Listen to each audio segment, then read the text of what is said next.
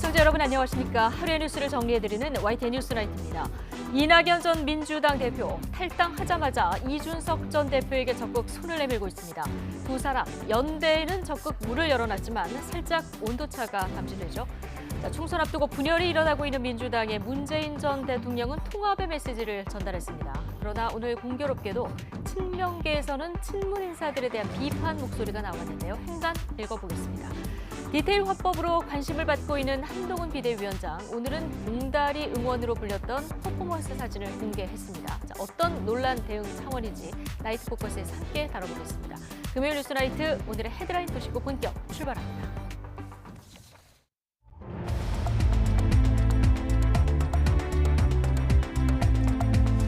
네, 1월 12일 금요일 뉴스나이트 주요 뉴스입니다.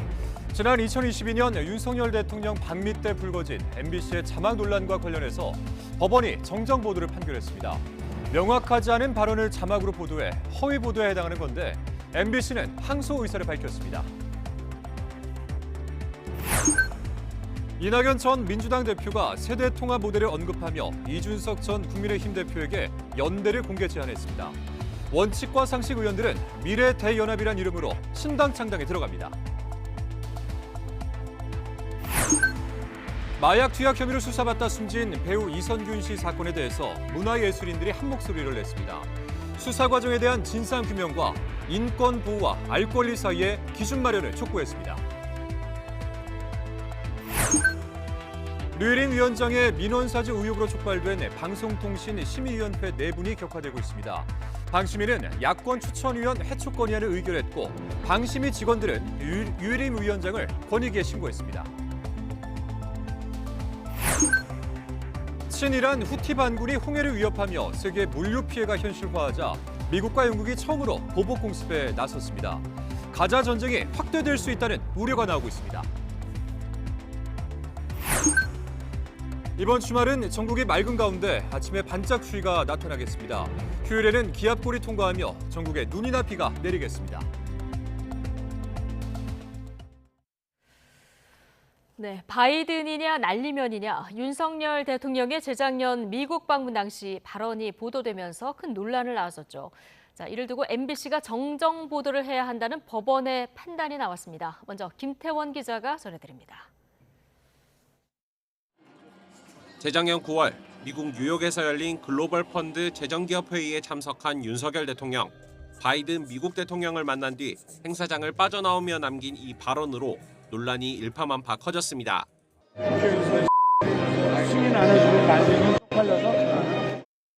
MBC는 윤 대통령이 비속어를 써가며 미 의회가 승인해주지 않으면 바이든이 창피해서 어떡하느냐고 말했다는 취지로 보도했고, 대통령실은 해당 발언이 미 의회가 아닌 우리 국회를 가리킨 것이고 바이든이 아닌 날리면이었다고 반박했습니다.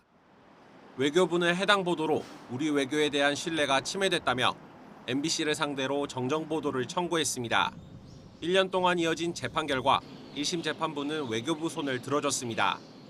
재판부는 해당 발언이 이뤄진 시각이나 장소, 전후 맥락, 그리고 발언을 직접 들은 박진 외교부 장관의 진술 등을 종합할 때 윤 대통령이 바이든을 향해 욕설과 비속어를 사용했다고 보기 어렵다고 판단했습니다. 이를 근거로 법원은 MBC가 판결 확정 뒤에 최초로 방송되는 뉴스데스크 첫머리에 앵커가 정정보도문을 낭독하라고 선고했습니다. 이번 판결에 대해 외교부는 사실과 다른 보도를 바로잡고 우리 외교에 대한 신뢰를 회복하는 계기가 될 것이라고 설명했습니다. 반면 MBC는 외교부가 대통령 개인 발언에 대해 정정보도를 청구할 자격이 없고 재판에선 허위 보도라는 점을 입증하지도 못했다고 반발했습니다. 그러면서 재판부의 판단에 대해 대단히 유감이라며 곧바로 항소하겠다는 입장을 밝혔습니다. 한때 전국민 듣기 평가라는 말이 나올 정도로 큰 파문이 일었던 이른바 바이든 대 날리면 논쟁. 1심 법원은 외교부 손을 들어줬지만 논란의 불씨는 여전히 남은 만큼 허위 보도 여부를 둘러싼 양측 다툼도 이어질 것으로 보입니다. YTN 김태원입니다. 이번 재판에서 가장 큰 쟁점이었던 바이든이냐 날리면이냐는 전문가도 판독이 불가할 정도였습니다. 하지만 1심 재판부는 MBC가 단정적인 보도로 시청자들이 다르게 해석할 가능성을 차단했다는 이유를 들어서 허위라고 판단했습니다. 언론단체들은 언론 자유 침해에 대한 면죄부를 준 정치 판결이라고 강하게 비난했습니다. 이어서 박정현 기자입니다. 앞서 재판부는 공판 과정에서 음성 분석 전문가를 통해 감정을 진행했지만 발언의 진위는 가려지지 못했습니다.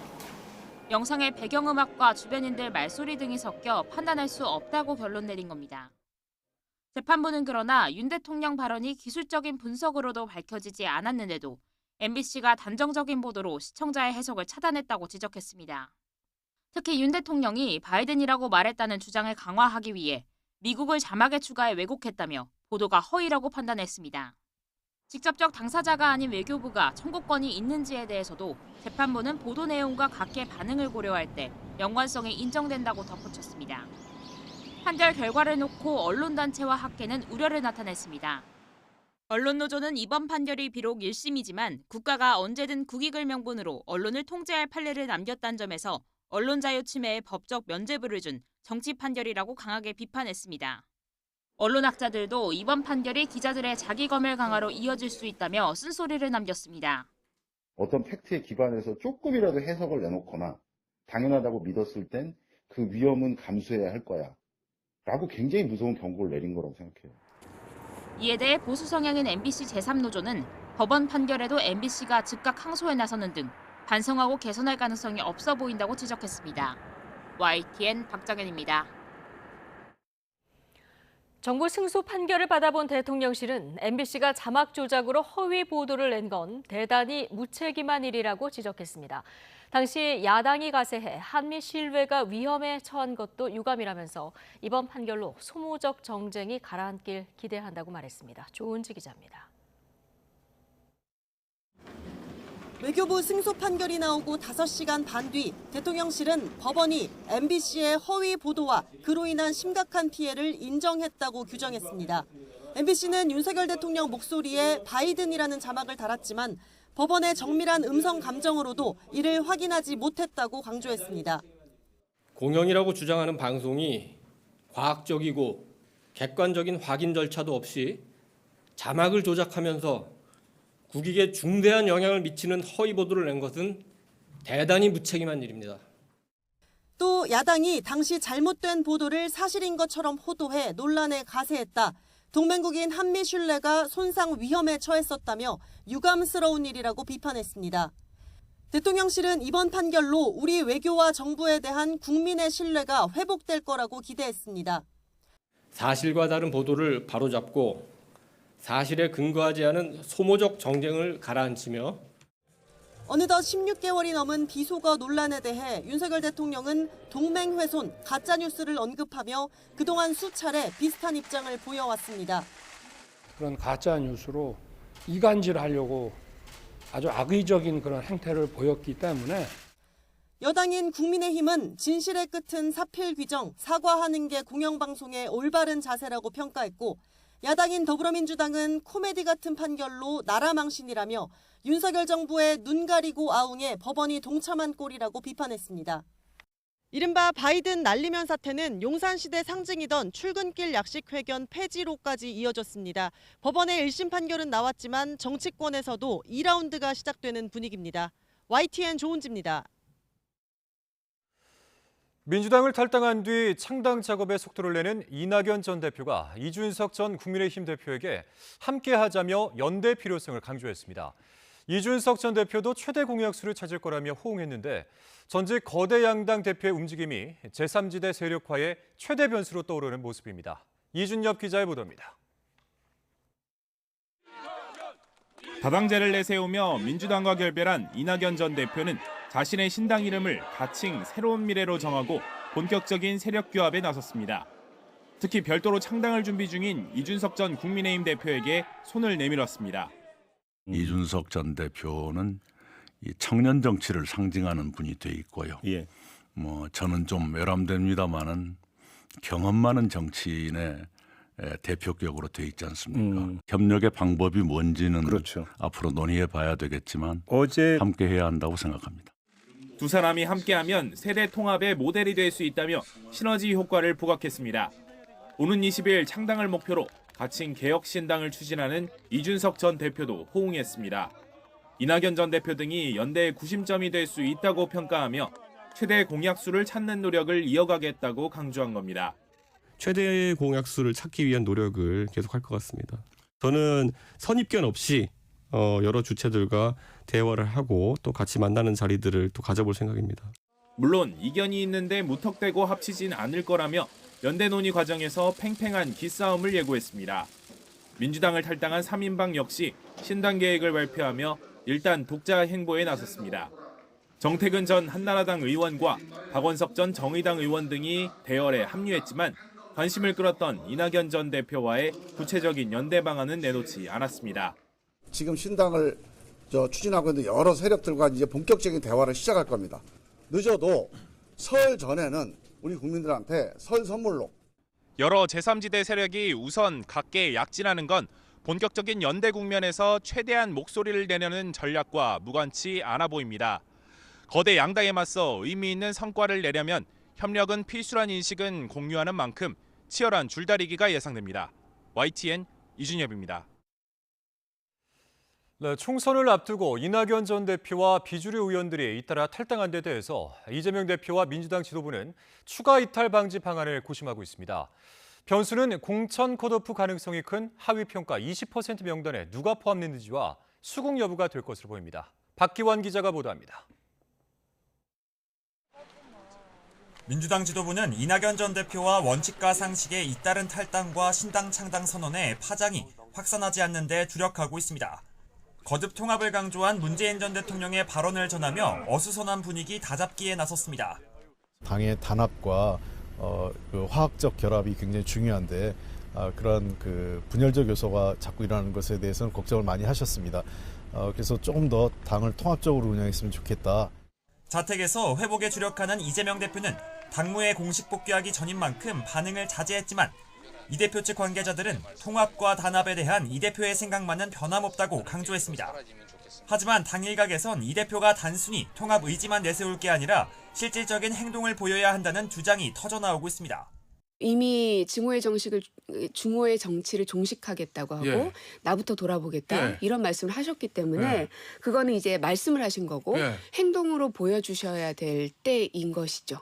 예비후보 검증 단계에서 공정성 논란과 비명계 지역구의 친명 자객 논란 등이 일었던 만큼 통합을 위한 보다 적극적인 조치를 요청한 것으로 풀이됩니다. 이 대표도 이런 우려를 의식한 듯 거듭 국민 눈높이에 맞는 공정한 공천을 약속했습니다. 공정한 공천 관리는 총선 승리의 핵심 열쇠입니다. 공정하고 독립적이며 투명한 공천 관리로 최고의 인재들을 국민께 선보여 드려야 합니다. 문제는 경선에서 감산이 적용되는 선출직 공직자 평가 하위 20%에 포함된 현역 의원들입니다. 이들 가운데 상당수는 컷오프될 가능성이 큰 만큼 결과에 승복하지 않고 강하게 반발할 경우 추가 이탈 가능성을 배제할 수 없습니다. 본격적으로 활동에 들어간 공천관리위가 국민 참여 공천카드까지 꺼내든 이유입니다. 더불어민주당의 공천에서는 친명도 없고 비명도 없고 반명도 없습니다. 오직 더불어민주계만이 있을 뿐입니다. 더불어민주당에서 국민 참여 공천제에 따라 민주당 공관위는 하위 20% 명단 공개를 일단 미루고 속도 조절에 나섰습니다. 하지만 공천 심사가 본격화하면 컷오프를 고리로 민주당 내 계파 갈등이 수면 위로 떠오를 가능성이 크다는 전망이 많습니다. YTN 박견입니다. 친윤 핵심 이철규 의원이 공천관리위에 이름을 올린 뒤 불거진 여당 내 이른바 윤심 공천 논란이 잦아들지 않고 있습니다. 지도부는 거듭 일축하고 있지만 대통령실 참모 출신 인사들의 잇따른 출사표와 맞물려 당 일각에서는 술렁이는 기류도 감지되고 있습니다. 박광열 기자입니다. 집권 여당의 공천 실무를 주도할 공관위원 인선 다음 날 친윤 핵심 이철규 의원의 합류가 몰고 온 윤심 공천 우려는 가시지 않았습니다. 특히 대통령과 친분을 강조하며 용산 참모 출신 상당수가 여권 우세 지역에 도전장을 내는 걸 겨냥한 비판이 적지 않았습니다. 낙하산 공천에는 탈당과 무소속 출마가 불가피하다는 취지의 경고성 발언까지 공개적으로 터져나왔습니다. 사람을 내려꽂고 하면은 결국 그동안에 거기에서 열심히 했던 분들이 그냥 물러서지는 않을 거란 말이에요. 또 무소속 출마를 할 거고. 그러면 당은 선거가 어려운 자명한 일이죠. 지도부는 거듭 진화에 나섰습니다. 한동훈 위원장이 강조해온 공정하면서 이기는 공천을 위한 원칙과 기준이 투명하게 마련될 거라며 우려의 목소리를 다독였습니다. 그 입장이 당의 입장이라고 이해해 주시면 되겠습니다. 도덕성과 여러 가지 국민 눈높이에 만한 기준을 가지고 엄격하게 심사하겠다는. 이철규 의원이 공천에서 용산의 뜻을 관철하는 통로가 되는 것 아니냐는 전망에도 선을 그었습니다. 이철규 의원은 공천관리위원 중에 한 명이고 어디 출신이다라고 해서 무조건 공천을 한다. 저희는 그런 고려보다는 누가 보더라도 객관적인 공천이 이루어졌다고 하는 그 기준에서. 이런 가운데 한동훈 위원장은 양산 통도사를 찾아 불심에 공을 들이는 등 종교계 표심 잡기 행보에 나섰습니다. 취임 초 전국을 돌며 외연 확장에 나선 한동훈 위원장은 다음 주부터 중진 의원을 시작으로 릴레이 회동을 통해 원내 접촉면을 넓힌다는 계획입니다. 영남권 그리고 중진 상당수가 물갈이 대상으로 거론되는 만큼 공천 잡음 최소화라는 큰 숙제가 한 위원장 앞에 놓였습니다. YTN 박광열입니다.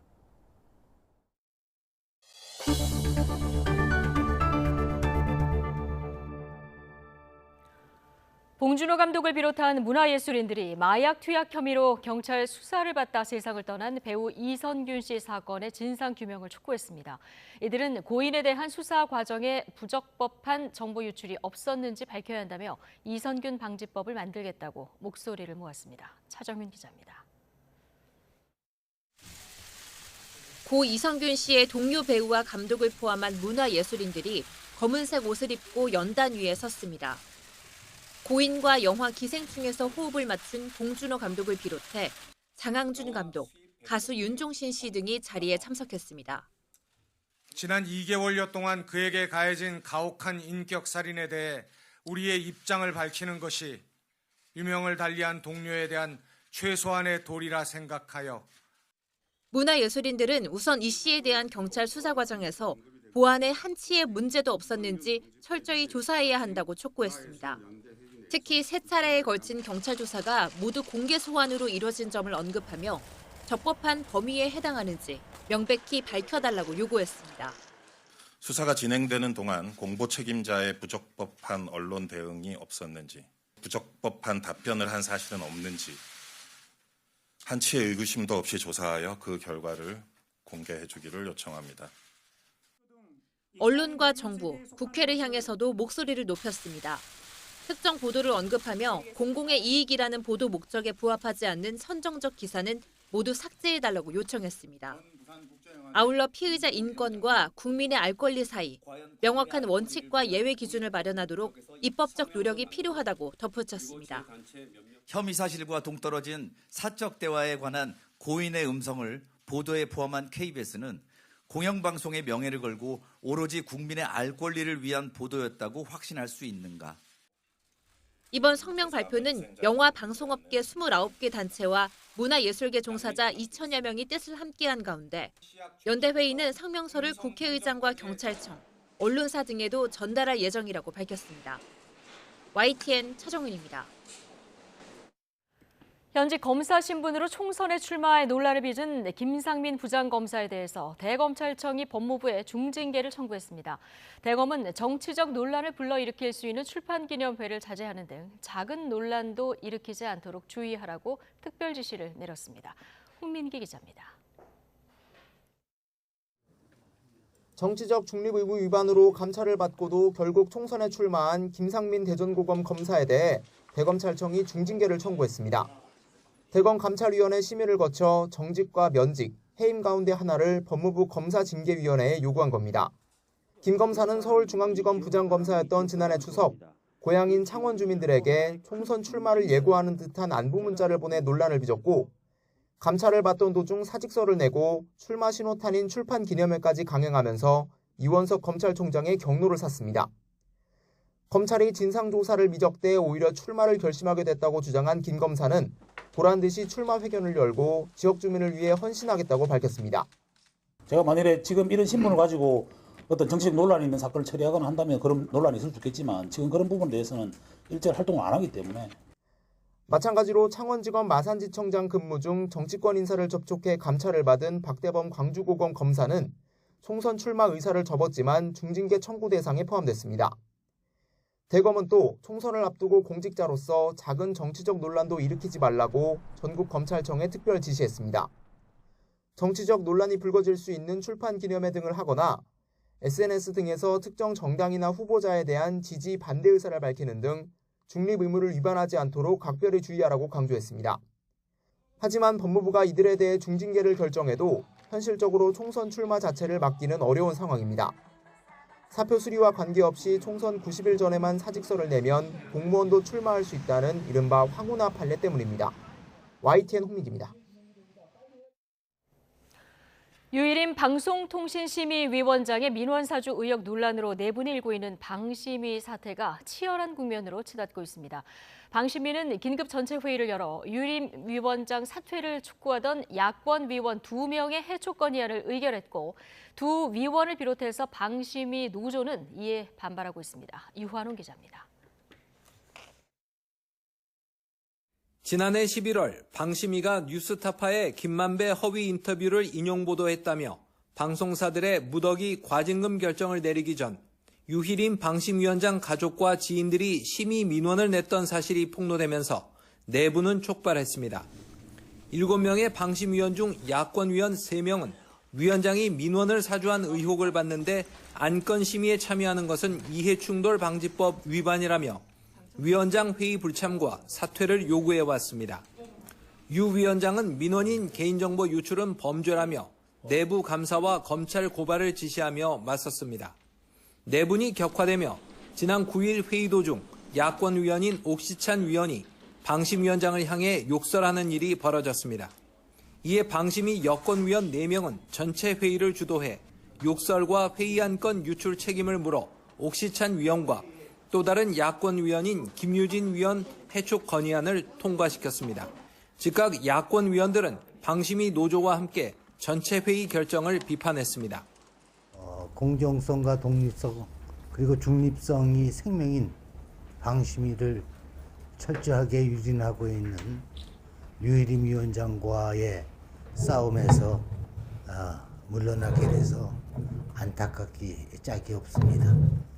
옥시찬 위원과 저를 이렇게 무리하게 해촉하는 이유는 뭘까? 그것은 결국 청부심의 의혹에 대한 주장을 저희가 계속 할 것이라고 보고 그 진상규명에 대한 요구 자체를 언급조차 하지 못하게. 방심위 노조는 노조원 96.8%가 유희림 위원장에게 부정적 평가를 내린 조사 결과를 공개했고 방심위 직원 149명은 유 위원장을 국민권익위에 신고했습니다. YTN 유환홍입니다. 친이란 예멘의 후티 반군이 홍해에서 세계 물류 통로를 계속해서 위협하자 미국과 영국이 처음으로 후티의 근거지를 직접 타격했습니다. 또 다른 세계 물류 길목인 호르무즈 해협에선 후티의 배후인 이란이 미국 유조선을 납포하면서 세계 물류 동맥들이 위협받고 있습니다. 류재용 기자의 보도입니다. 항공모함에서 전투기들이 출격하고 있습니다.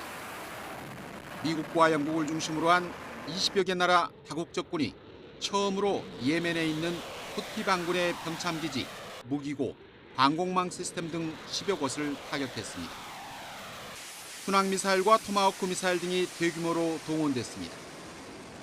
이번 보복은 지난해 11월 이후 하마스를 지지하는 후티 반군이 마지막 경고마저 무시하고 대규모 공격을 감행한 직후 이루어졌습니다. Iran-backed Houthis launched a complex attack of one-way attack drones, anti-ship cruise missiles, and an anti-ship ballistic missile into the Red Sea.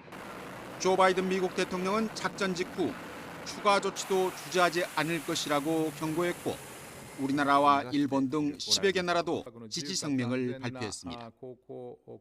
이번 조치는 후티가 홍해를 위협한 데 더해 이란이 호르무즈 해협에서 미국 유조선을 납포하는 등 세계 물류의 주요 길목을 위협하면서 세계 경제가 심대한 영향을 받을 수 있다는 판단에 따른 것입니다. Clearly, this activity is contrary to international law. It's another example of Iranian malign activity threatening security and stability in the region. 후티 반군은 미국 등의 이번 공격을 야만적이라고 규탄하면서 끔찍한 결과를 감당해야 할 것이라며 보복을 경고했습니다. 여기에 역시 친이란 레바논 헤즈볼라와 이라크 등 주변국들도 일제히 규탄과 우려를 표시하면서 이스라엘 하마스 전쟁이 중동 전쟁으로 확대될 것이라는 우려가 커지고 있습니다. YTN 유재용입니다.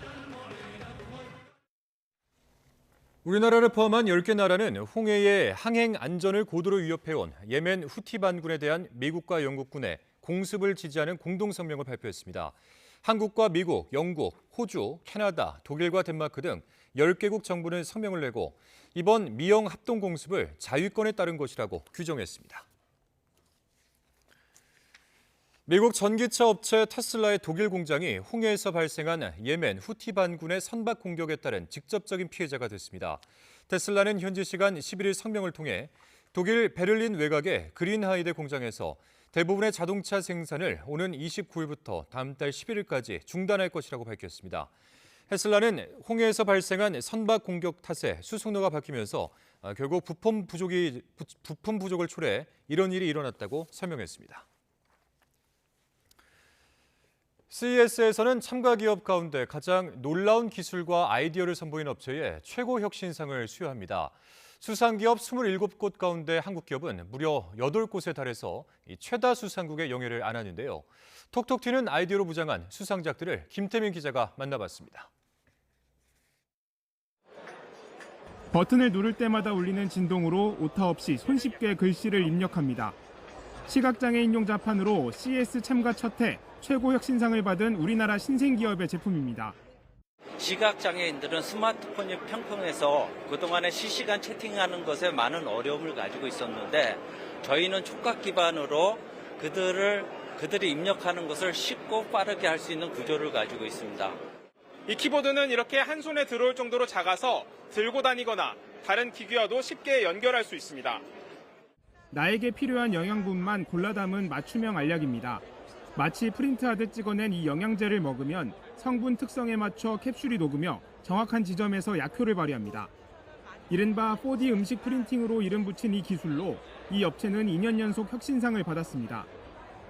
해외에서도 흥미로운 제품들이 쏟아졌습니다. 언뜻 손목보호대처럼 보이는 이 제품은 신경을 자극해 마치 실제 같은 촉감을 전달합니다. We have a neural haptic glove where we use electrical stimulation to make you feel at your fingertips sensations that you experience in virtual reality. 빠르게 발전하는 가상현실 기술과 만난다면 가능성은 무궁무진할 전망입니다. 겉보기엔 평범하지만 주변의 빛을 이용해 전기를 만드는 유리창입니다. 일반적인 수준의 태양광이나 실내 전구에서 발생하는 열만으로도 전기 생산이 가능합니다. 일본의 한 신생기업이 선보인 이 제품은 지속가능성 부문 최고 혁신상을 차지했습니다. CES 관람객들을 즐겁게 한 전 세계의 톡톡 튀는 아이디어들은 멀지 않아 우리의 일상으로 다가올 준비를 하고 있습니다. 미국 라스베이거스에서 YTN 김태민입니다.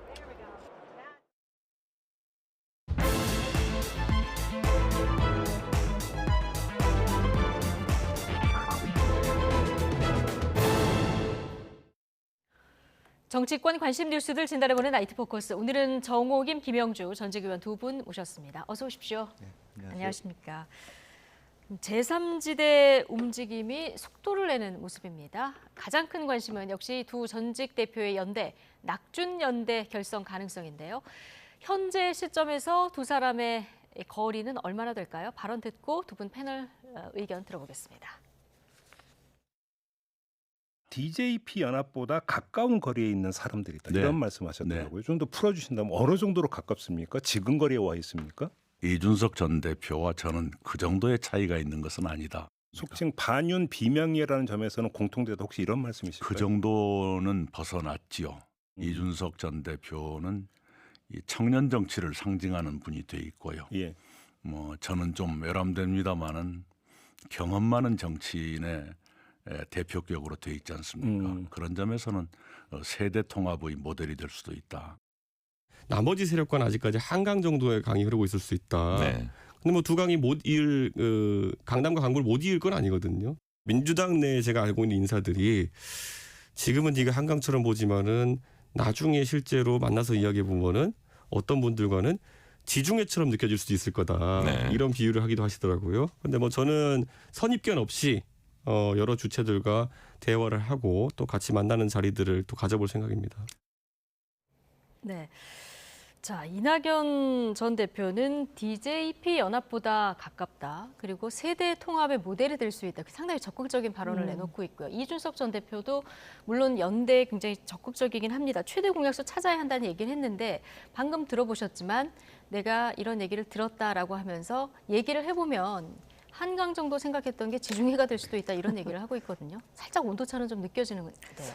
원래 이준석 전 대표가 탈당해서 막 그 속전속결로 신당 움직임을 보일 때 제가 전원으로 듣기로는 아직 탈당하지 않은 이낙연 전 대표를 향해서 굉장히 대시했다라는 이야기를 들었지만 제가 보지는 못했어요. 근데 막상 이낙연 전 대표가 지금 탈당하고 뭐 발기인 대회를 하고 이런 이야기를 하지 않습니까? 네. 그러면서 지금 온도차가 느껴지신다고 말씀하신 대로 오히려 이낙연 전 대표가 더 적극적인가라고 생각될 정도의 지금 그런 얘기가 나오는데 제가 볼 땐 이거 밀당이고요.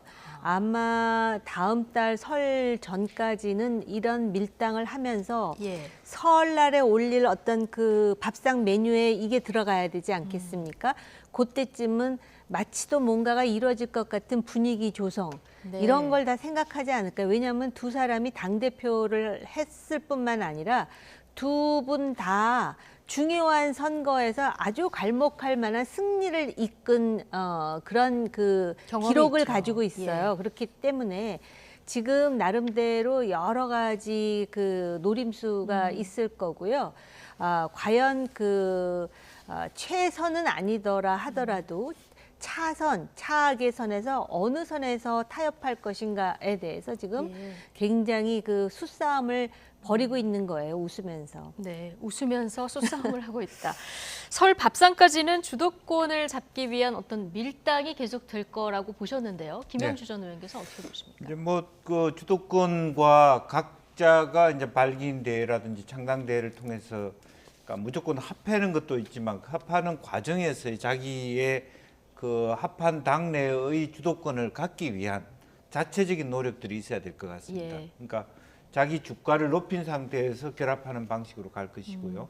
그런 경쟁이 있을 수 있지만 한편으로 보면 다행스럽게도 이낙연 전 총리께서도 불출마하면서 좀 뒤로 빠진 듯한 모습이고요. 네, 이번 총선에서 나는 출마하지 않겠다 이런 입장을 밝혔죠. 이준석 대표도 예상외로 상당히 유연성을 가지고 대하는 것 같은 느낌. 그러니까 우리가 아무리 연대를 하더라도 이준석과 함께 결합하기는 어려울 것이다라고 보는 것이 일반적인 이준석 대표에 대한 편견 내지는 생각이었는데 의외로 굉장히 유연한 또 여유 있는 그런 대처를 하고 있거든요. 그렇기 때문에 실제로 뭐 금태섭이나 양양자 이분들도 따로따로 해가지고는 죽도 밥도 안 된다 이렇게 생각하기 때문에 모일 수밖에 없다. 그리고 그 안에 김종인 비대위원장, 전 비대위원장이 있고 정태근 의원이 있고 박은석 그 원칙과 상식 이분들이 어제 오늘 갑자기 나온 게 아니에요. 벌써 4, 5개월 전부터 치밀하게 이런 모색을 하면서 이루어졌고 표면에 올라온 게 지금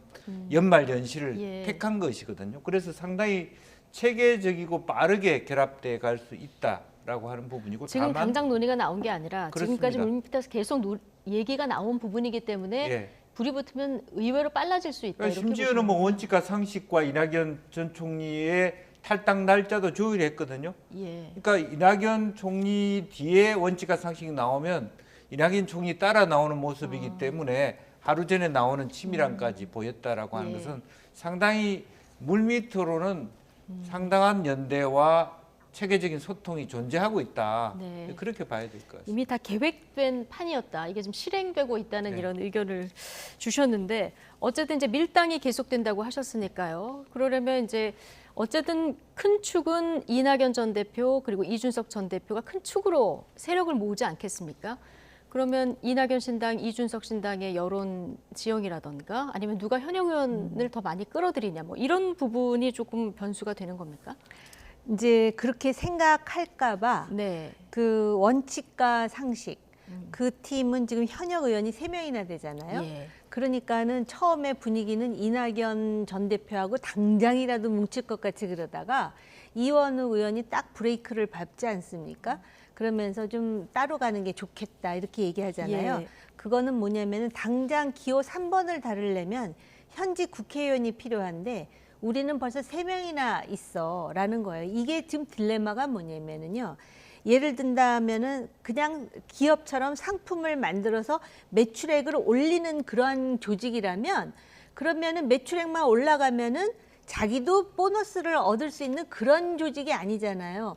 누군가가 공천을 받아서 배지를 다느냐 안 다느냐의 문제고 그렇다 그래서 지금 신당에 참여하는 모든 사람들이 지금 당선될 수 있는 구도는 또 아니란 말입니다. 네. 그리고 정당의 목표는 무슨 이익을 창출하는 것도 아니고 권력을 쟁취하기 위해서 조직을 만드는 것인데 지금 리더도 굉장히 많잖아요. 지금 예. 원칙과 상식 또 중요 정치인들 있죠. 또 이낙연 전 대표, 이준석 전 대표, 거기에 금태섭, 양양자. 그러니까 상당히 복잡한 함수 관계를 어떤 식으로 풀어나갈 것인지가 네. 굉장히 중요해서 이낙연, 이준석 중심이라 그러면은 또 기분 상해하는 사람들이 꽤 있을 거예요. 그러다 보니까 현직 국회의원 수, 지지율, 그다음에 얼마만큼 당원을 확보했는지 뭐 이런 것만큼 중요한 거는 결국은 나중에 그러면은 비례대표 순번에 누구를 올릴 것인가 내지는 그래도 승산이 있는 지역에 누가 공천을 받을 것인가 공천 룰은 어떻게 정할 것인가 표면적으로는 이 지금 지리한 양당의 이 비생산적인 싸움을 종식시키고 정당을 발전시키기 위해서 다당제로 또 권력을 분산시키기 위해서라고 하지만 사실은 그게 현실적인 이유 예. 아니에요. 그 이상할 것도 없는 거고요. 그래서 지금까지 뭐 여기 머리 좋다는 사람들 꽤 많지만 그 머리 갖고는 어렵고 더 많은 고뇌가 필요하지 않을까 그런 생각이 들어요. 네. 자, 이준석 전 대표가 전현직 의원들 또 굉장히 많이 접촉을 하고 있다 이런 얘기를 했었는데요. 자, 오늘 저희 패널이기도 하셨는데 윤석열 대통령의 대선 특보 출신인 김용남 전 의원이 국민의힘을 탈당하고 네. 이준석 전 대표의 개혁신당에 합류하겠다 이렇게 선언을 했습니다. 자, 윤 대통령의 국민도 속고 나도 속았다 이런 얘기를 했는데요. 어떻게 보셨습니까? 뭐 가급적이면 당을 떠나서는 자기가 있던 당에 대해서 그렇게 비판 안 하는 게 좋겠다는 생각이 들어요. 예를 들면 이낙연 총리도 마찬가지로 민주당 안에서의 뭐 말하자면 핍박받은 이야기보다는 자기가 몸담은 정당이 잘 되기를 바란다. 그리고 우리는 더 나은 당을 통해서 국민들에게 희망을 주겠다. 이게 훨씬 나을 것 같고요. 네. 너무 심한 얘기를 하고 떠나는 거 아닙니까? 한편으로 보면 예. 실제로 다만 이제 뻔히 알다시피 수원 지역을 새로운 벨트로 채우고 박문규 예. 산자부 장관 3개월 한 분을 이렇게 내려꽂고 그러니까 수원 지역에 5개입니까 6개입니까 지역을 새롭게 이렇게 강화시키는 데 있어서 조금 같이 갈 수 있는 여지를 줘야 되는데 아마 김용남 전 의원한테는 그런 소통이 안 됐던 예. 모양입니다. 서운함이 있었던 것 같고요. 이제 그런 부분이 아마 지금은 원외위원장이라든지 전직 의원한테 해당되는 부분이지만 아마 앞으로 공간위가 구성되면 영남권에서 TK, PK 지역에서 현직 의원들이 예. 실제로 저와 같은 얘기를 하고 떠날 수 있다. 지금 현재 말하자면 윤 대통령에 대한 섭섭함 또 아무리 한동훈 비대위원장이 나를 믿으라 이렇게 하더라도 결국 그런 일이 없지 않아 생길 겁니다. 지금 당장 부산, 해운대, 수원, 수영 이런 부분에 대한 아주 부산 지역에서의 안전 지역 이런 지역에 대해서 만약에 대통령실에서 있던 사람이 주요하게 내려와서 경선도 안 시키겠다 이러면 저런 일이 벌어지지 말라는 법도 없고, 따라서 오히려 제3지대가 총선도 하기 전에 교섭단체를 만들 수도 있지 않겠냐. 뭐 기호 3번은 물론이고. 예, 근데 20명까지도 가능할 네, 수도 저는 있다. 그럴 수 있다. 그렇기 때문에 여야가 최대한 이번 총선에서는 공천을, 현역에 대한 공천은 늦출 대로 늦출 것이라고 보고, 당장 지금 정의당은 이미 의원수가 6명이 아니라 5명에 불과합니다. 이미 빠져나갔을 경우에는 2월 달이 넘어가면 새로운 비례대표를 채울 수가 없어요. 그거로서 끝나기 때문에. 그렇다면 지금 양양자 의원까지 손잡으면 이미 4명이 확보된 상태이기 때문에 두 명의 현역만 도우면 기호 3번이 되거든요. 그건 기본이라고 보여지고요.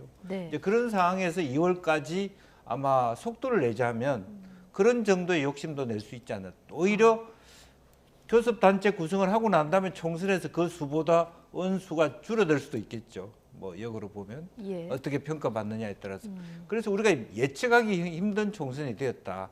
그렇게 봐야 될 것 같습니다. 어느 때보다 예측하기 어려운 선거가 네, 그리고 됐다. 아직까지 지금 이제 민주당도 그렇고 병립형이 유리할 것이냐, 지금 연동형이 유리할 것이냐의 셈법도 명확하지 않아요. 병립형이 제3지대한테 불리하다는 법이 없습니다. 옛날에 국민의당의 케이스를 보면. 그렇기 때문에 민주당의 민주당대로, 국민의힘은 국민의힘대로 셈법이 굉장히 복잡해질 수밖에 없다. 그렇게 보여집니다. 예, 지금 어쨌든 김용남 의원이 개혁신당에 합류하면서 새로운 버전의 이제 천하용인이 탄생했다 이런 얘기도 나오는데, 자 어쨌든 공천이 시작된 이후에 영남권 현직 의원들이 대거 갈 수도 있다 이렇게 전망을 하셨고, 뭐 민주당도 마찬가지고요. 그러다 보면 제3지대가 기호 3번을 받기 위한 뭐 7석 정도를 넘어서 교섭단체를 구성할 수 있는 20석도 가능할 수 있다 이렇게 전망을 하셨는데. 그러니까 모든 가능성은 열려 있고요. 그런 거 보면 개혁신당이 참 빨라요, 머리가. 왜냐하면 천하람 위원장이 나와가지고 무슨 얘기를 하냐면은 김웅 의원하고 민주당이 오영환 의원에 대해서 적극적으로 러브콜을 보내거든요. 근데 이 김웅 의원은 지금 본인이 불출마하겠다 그랬는데, 사실 김웅 의원이 국민의힘에서 정말 쓴소리하는 몇 안 되는 사람 중에 한 사람이었어요. 그리고 검사 출신임에도 불구하고 지금 그 지역에 소위 친윤으로부터 지원을 받는, 내지는 뭐 대통령과 매우 가까운 이런 사람들이 막 예비 후보로 등록을 하고 그러니까 본인 스스로가, 그리고 지금 그 새로운 비대위원장의 그 불체포 특권 포기 뭐 이런 거 약속하라 이런 것 자체가 헌법에 어긋난다라는 취지로 본인은 이런 것에 같이 동의할 수가 없다라는 입장이거든요. 그리고 오영환 의원 같은 경우는 정말 민주당 내에서 제3자가 보더라도 아니 저런 사람은 좀 더 해야 되는데 왜 본인 스스로가 불출마를 하겠다고 하지? 이런 신선한 이미지를 가지고 있는 사람을 끌어들인과 동시에 지금 말씀하신 바로 그 6명, 그러니까 이미 4명 확보됐다 그랬잖아요. 만약에 기계적 연대라도 한다면 그러면 이 2명 하면 벌써 6명 되지 않습니까? 그런데다가 현직 의원이 만약에 신당에 가담한다라는 거는 경선하기 전에 오는 거기 때문에 탈락해서 오는 게 아니에요. 떨어져서 오는 건 아니에요. 물론 이제 자격 뭐 해가지고 중간에 무슨 적격에서 떨어졌다, 부적격이다 이런 식으로 상당히 그 명예를 손상시키는 일을 당이 할지는 모르겠으나 그 전에 벌써 감을 잡고 있지 않겠습니까? 그러다 보니까 그럴 수 있다는 거예요. 그러니까 사실은요. 지금 이 과정은 뭐냐면은 국민의힘과 민주당의 공천 과정이 얼마나 공정한가. 그 공정하지 않으면 그걸 문제 삼아서 나는 공정한 절차에 따라서 경선을 하든 해가지고선 내가 승복할 수도 있는데 공정하지 않기 때문에 오겠다 그러면은 갈 곳이라고는 이 제3지대밖에 없으니까. 내가 공천을 받든 안 받든 납득할 만한. 그렇습니다. 그래서 이 공정한 경선과 공천 과정이 제1당과 2당에 있어서 굉장히 중요해요. 거기서 벌써 뭔가 이게 공정하지 않다라는 인식을 주는 순간 제3당의 몸집은 점점 불어날 가능성을 열고 있는 것이죠. 두 분 다 그 가능성을 굉장히 크게 보셨는데, 오늘 원칙과 상식 3인방 가칭 미래대연합으로 이름을 이제 얘기하고 창당을 선언했고, 앞서 말씀하신 대로 정태근 전 의원 그리고 박원석 전 의원도 합류를 했습니다. 그러면서 개혁 세력, 미래 세력의 플랫폼이 될 것이다 얘기했는데, 앞서 이제 그동안 쭉 많이 논의를 해왔었던 작업이었다라고 얘기하셨는데 원칙과 상식이 이 플랫폼 역할을 앞으로 주로 하게 되는 겁니까?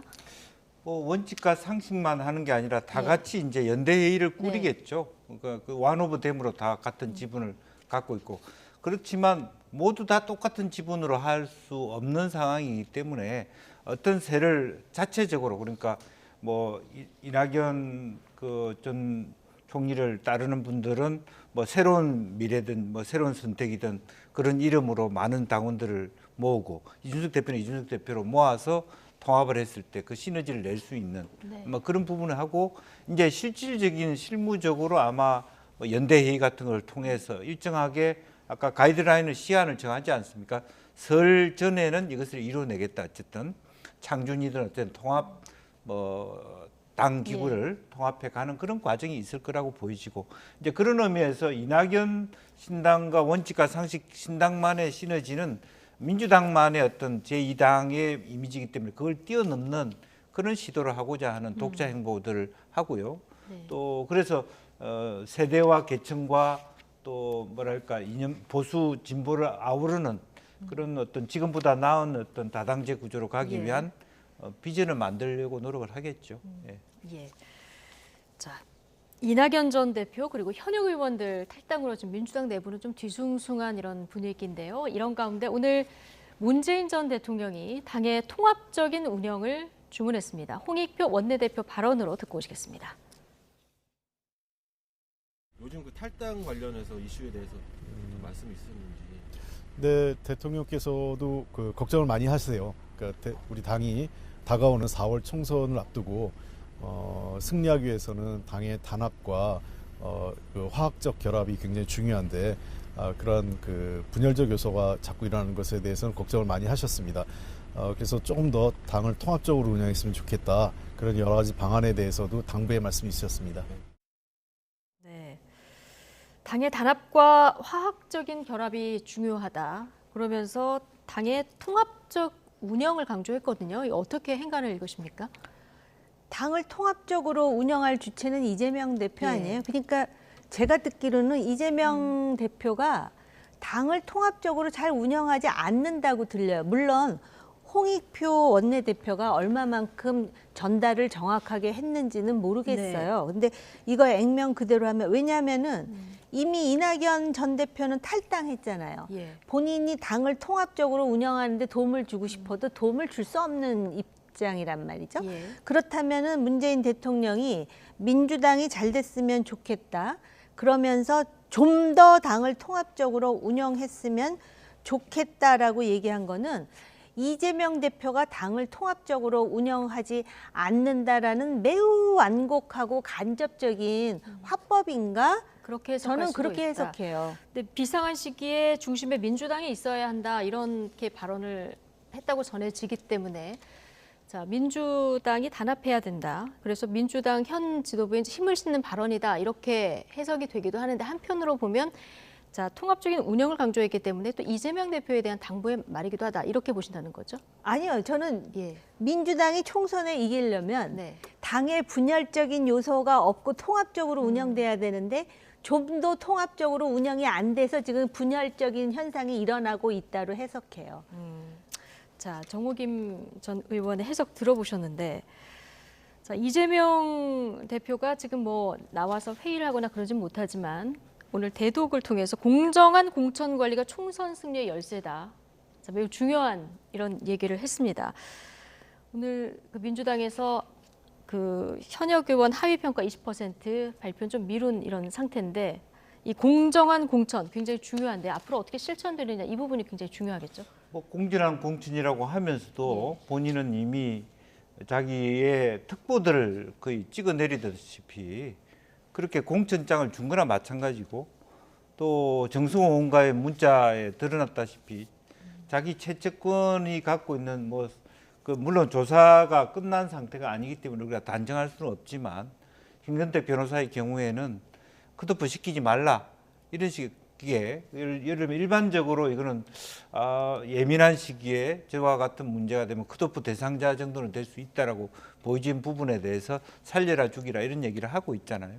그렇기 때문에 어느 때보다 그 이재명 대표는 자기 말에 신뢰를 가질 수 있도록 하는 그런 부분이 필요하다라고 보고요. 그동안에 뭐 엄연하게 자객 공천이라는 얘기를 쓰는 것을 본인이 쓰라고 말하지는 않았겠습니다만은 다 그 이명계들이 비명계들을 찍어 누른 거 아닙니까? 사실은 뭐 그런 측면이 있고, 그러니까 근데 윤영찬 의원의 경우에도 어찌 보면은 이낙연 계이기도 하지만 친문이기도 하단 말이죠. 네. 근데 그런 부분에 대해서 섭섭하다일 수도 있고, 고민정 의원에 대해서도 예를 들면 또 거기도 또 친명이라고 하는 사람이 가 있다라고 하면 이것은 어떻게 이해할 수 있냐면 겉으로는 당의 단합을 얘기하고 그건 뭐 당이론적인 부분일 겁니다. 예. 그럼에도 불구하고 친문 인사는 살려라.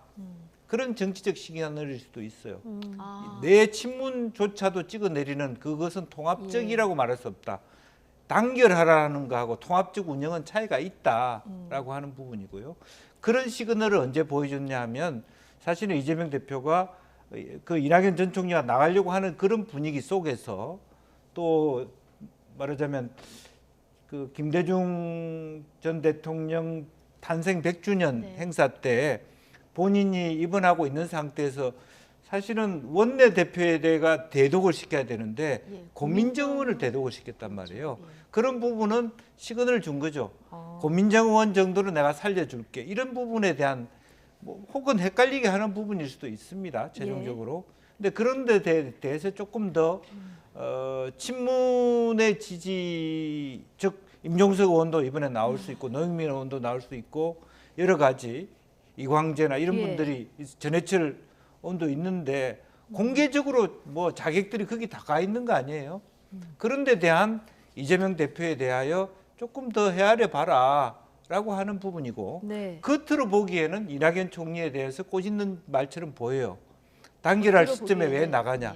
하지만 내부적으로 보면 이런 일이 더 있어서는 안 된다라고 하는 경고일 수도 있다고. 네, 그거를 또 다르게 해석하면은 친문 인사는 살려라 이런 메시지일 수도 있다 이렇게 읽으셨는데 또 오늘 친명계 조직인 민주당 혁신행동 친문계 의원들을 맹공했습니다. 윤영찬 의원 행보 때문에 여기에 대해서 좀 비판 수위에 가담하지 않은 그 친문 의원들 실명을 거론하면서 지금 보신 것처럼 비판을 했고요. 그리고 임종석, 노영민 의원, 윤석열 당시 검찰총장을 발탁한 책임을 져라 모는 이런 얘기까지 나온 상황인데요. 어떻게 보셨습니까? 저는 이 내용을 보면서 민주당이 제가 생각하는 것보다 훨씬 심각한 상태라는 것을 확인했어요. 그러니까는 바로 그 사실 정성호 의원이요. 그 문재인 정권 당시 유일한 친명 아니었어요? 거의 다 친문이라 그랬어요. 그랬는데 그 대통령 후보 경선에서 이재명 후보가 경선에서 승리하자마자 친문에서 친명으로 거의 다 왔고요. 그중에 일부 잔류해가지고 있는 사람 아니면은 친문계가 아니었음에도 불구하고 쓴소리 하던 사람들이 지금 비명으로 남아 있는 거예요. 지금 친명이라 그러면서 거의 완장 돌르고 막 큰 소리 치는 사람 자세히 보세요. 문재인 정권 때 친문이었던 사람도 적지 않이 있습니다. 그런데 지금 이 내용을 보면 이제 친명계 민주당 혁신 행동이라는 데서 윤영찬 의원은요, 지금 차라리 탈당하는 게 나을 뻔한 거 아니야? 저 개인적으로는 그렇게 생각해요. 차라리 자기 소신을 이렇게 바꾸지 말고 그냥 일관성 있게 나갔어야 되는 거 아닌가? 왜냐하면은요, 지금 이 당내 분위기를 보면은요, 여기서 더 비참한 어떤 그런 그 상황을 자기 스스로 지금 직면해야 될지 모르겠다는 생각이 들거든요. 그럴 뿐만 아니라 그 뭐 임종석, 노영민 의원에 대해서는 누가 윤석열 검찰총장을 발탁했느냐로 해가지고 지금 막 그 공격하기 시작하잖아요. 그런 거 봐서는 분명히 친명, 우리 가족, 그 보통 식구라고 하죠, 이 사람들이.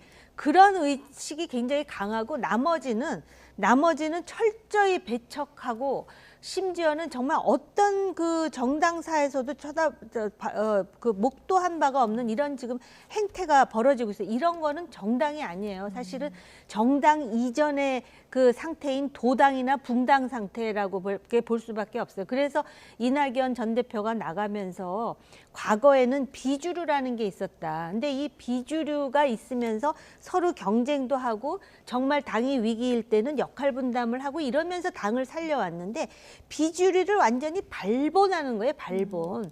근데 이런 현상이 지금 양당에서 다 일어나고 있는데 지금 이 민주당 혁신행동이라는 곳에서 이 소위 그 친문계라고 하는 사람들에 대해서 가해지는 이런 어떤 압박 수준을 넘은 거의 린치에 가까운 이런 말과 이 압력은 정말 민주당이 심각하구나. 뭐 이낙연 전 대표 보고 양지만 쫓다가 나왔다고 뒤에다 대고 막 욕을 하는데 이낙연 전 대표가 나올 수밖에 없는 그 환경을 제가 이렇게 느끼게 돼요. 예. 어쨌든 당 지도부가 지금 통합을 강조하고 있습니다만은 굉장히 통합을 하기는 좀 복잡하고 좀 갈등 양상이 커 보인다 이런 지적을 해주셨는데 자, 흉기 피습으로 지연된 이재명 대표의 대장동 의혹 재판 23일에 재개가 되는 것 같습니다. 이게 원칙상 공판에는 피고인 출석 의무가 있는데 이재명 대표 건강상 우리가 다 지켜봤듯이 안 좋기 때문에 출석이 어렵다는 이런 입장을 밝혔고 그러니까 법원에서는 이재명 대표 일정 맞추다 보면 끝이 없다. 그래서 재판을 열겠다 이런 입장인 것 같아요.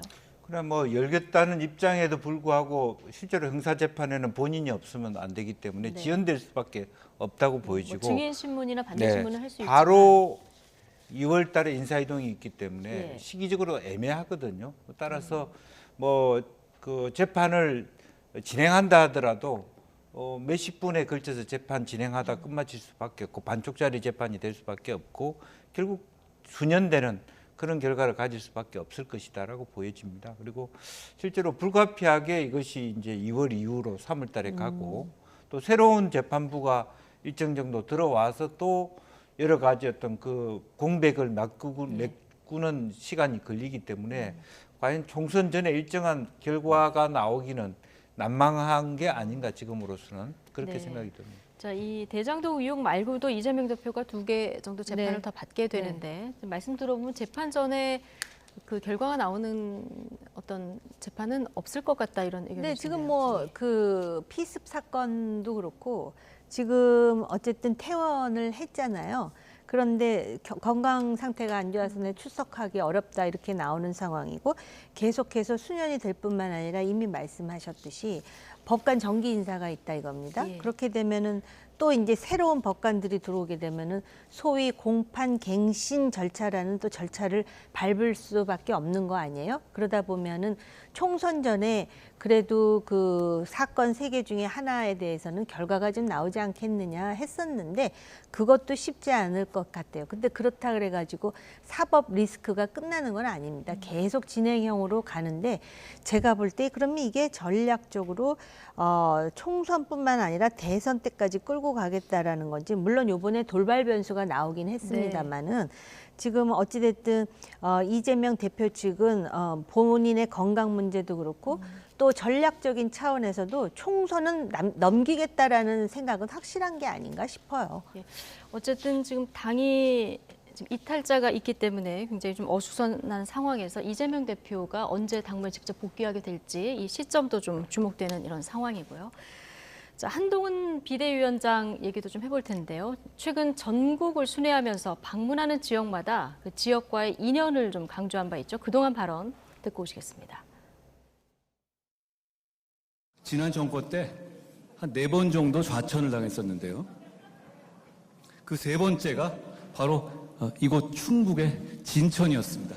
제 인생에서는 이 진천에서 보낸 시간이 사실 화양연화 같은 시절이었습니다.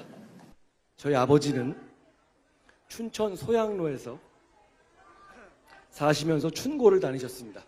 어머니는 홍천 사람이셨죠.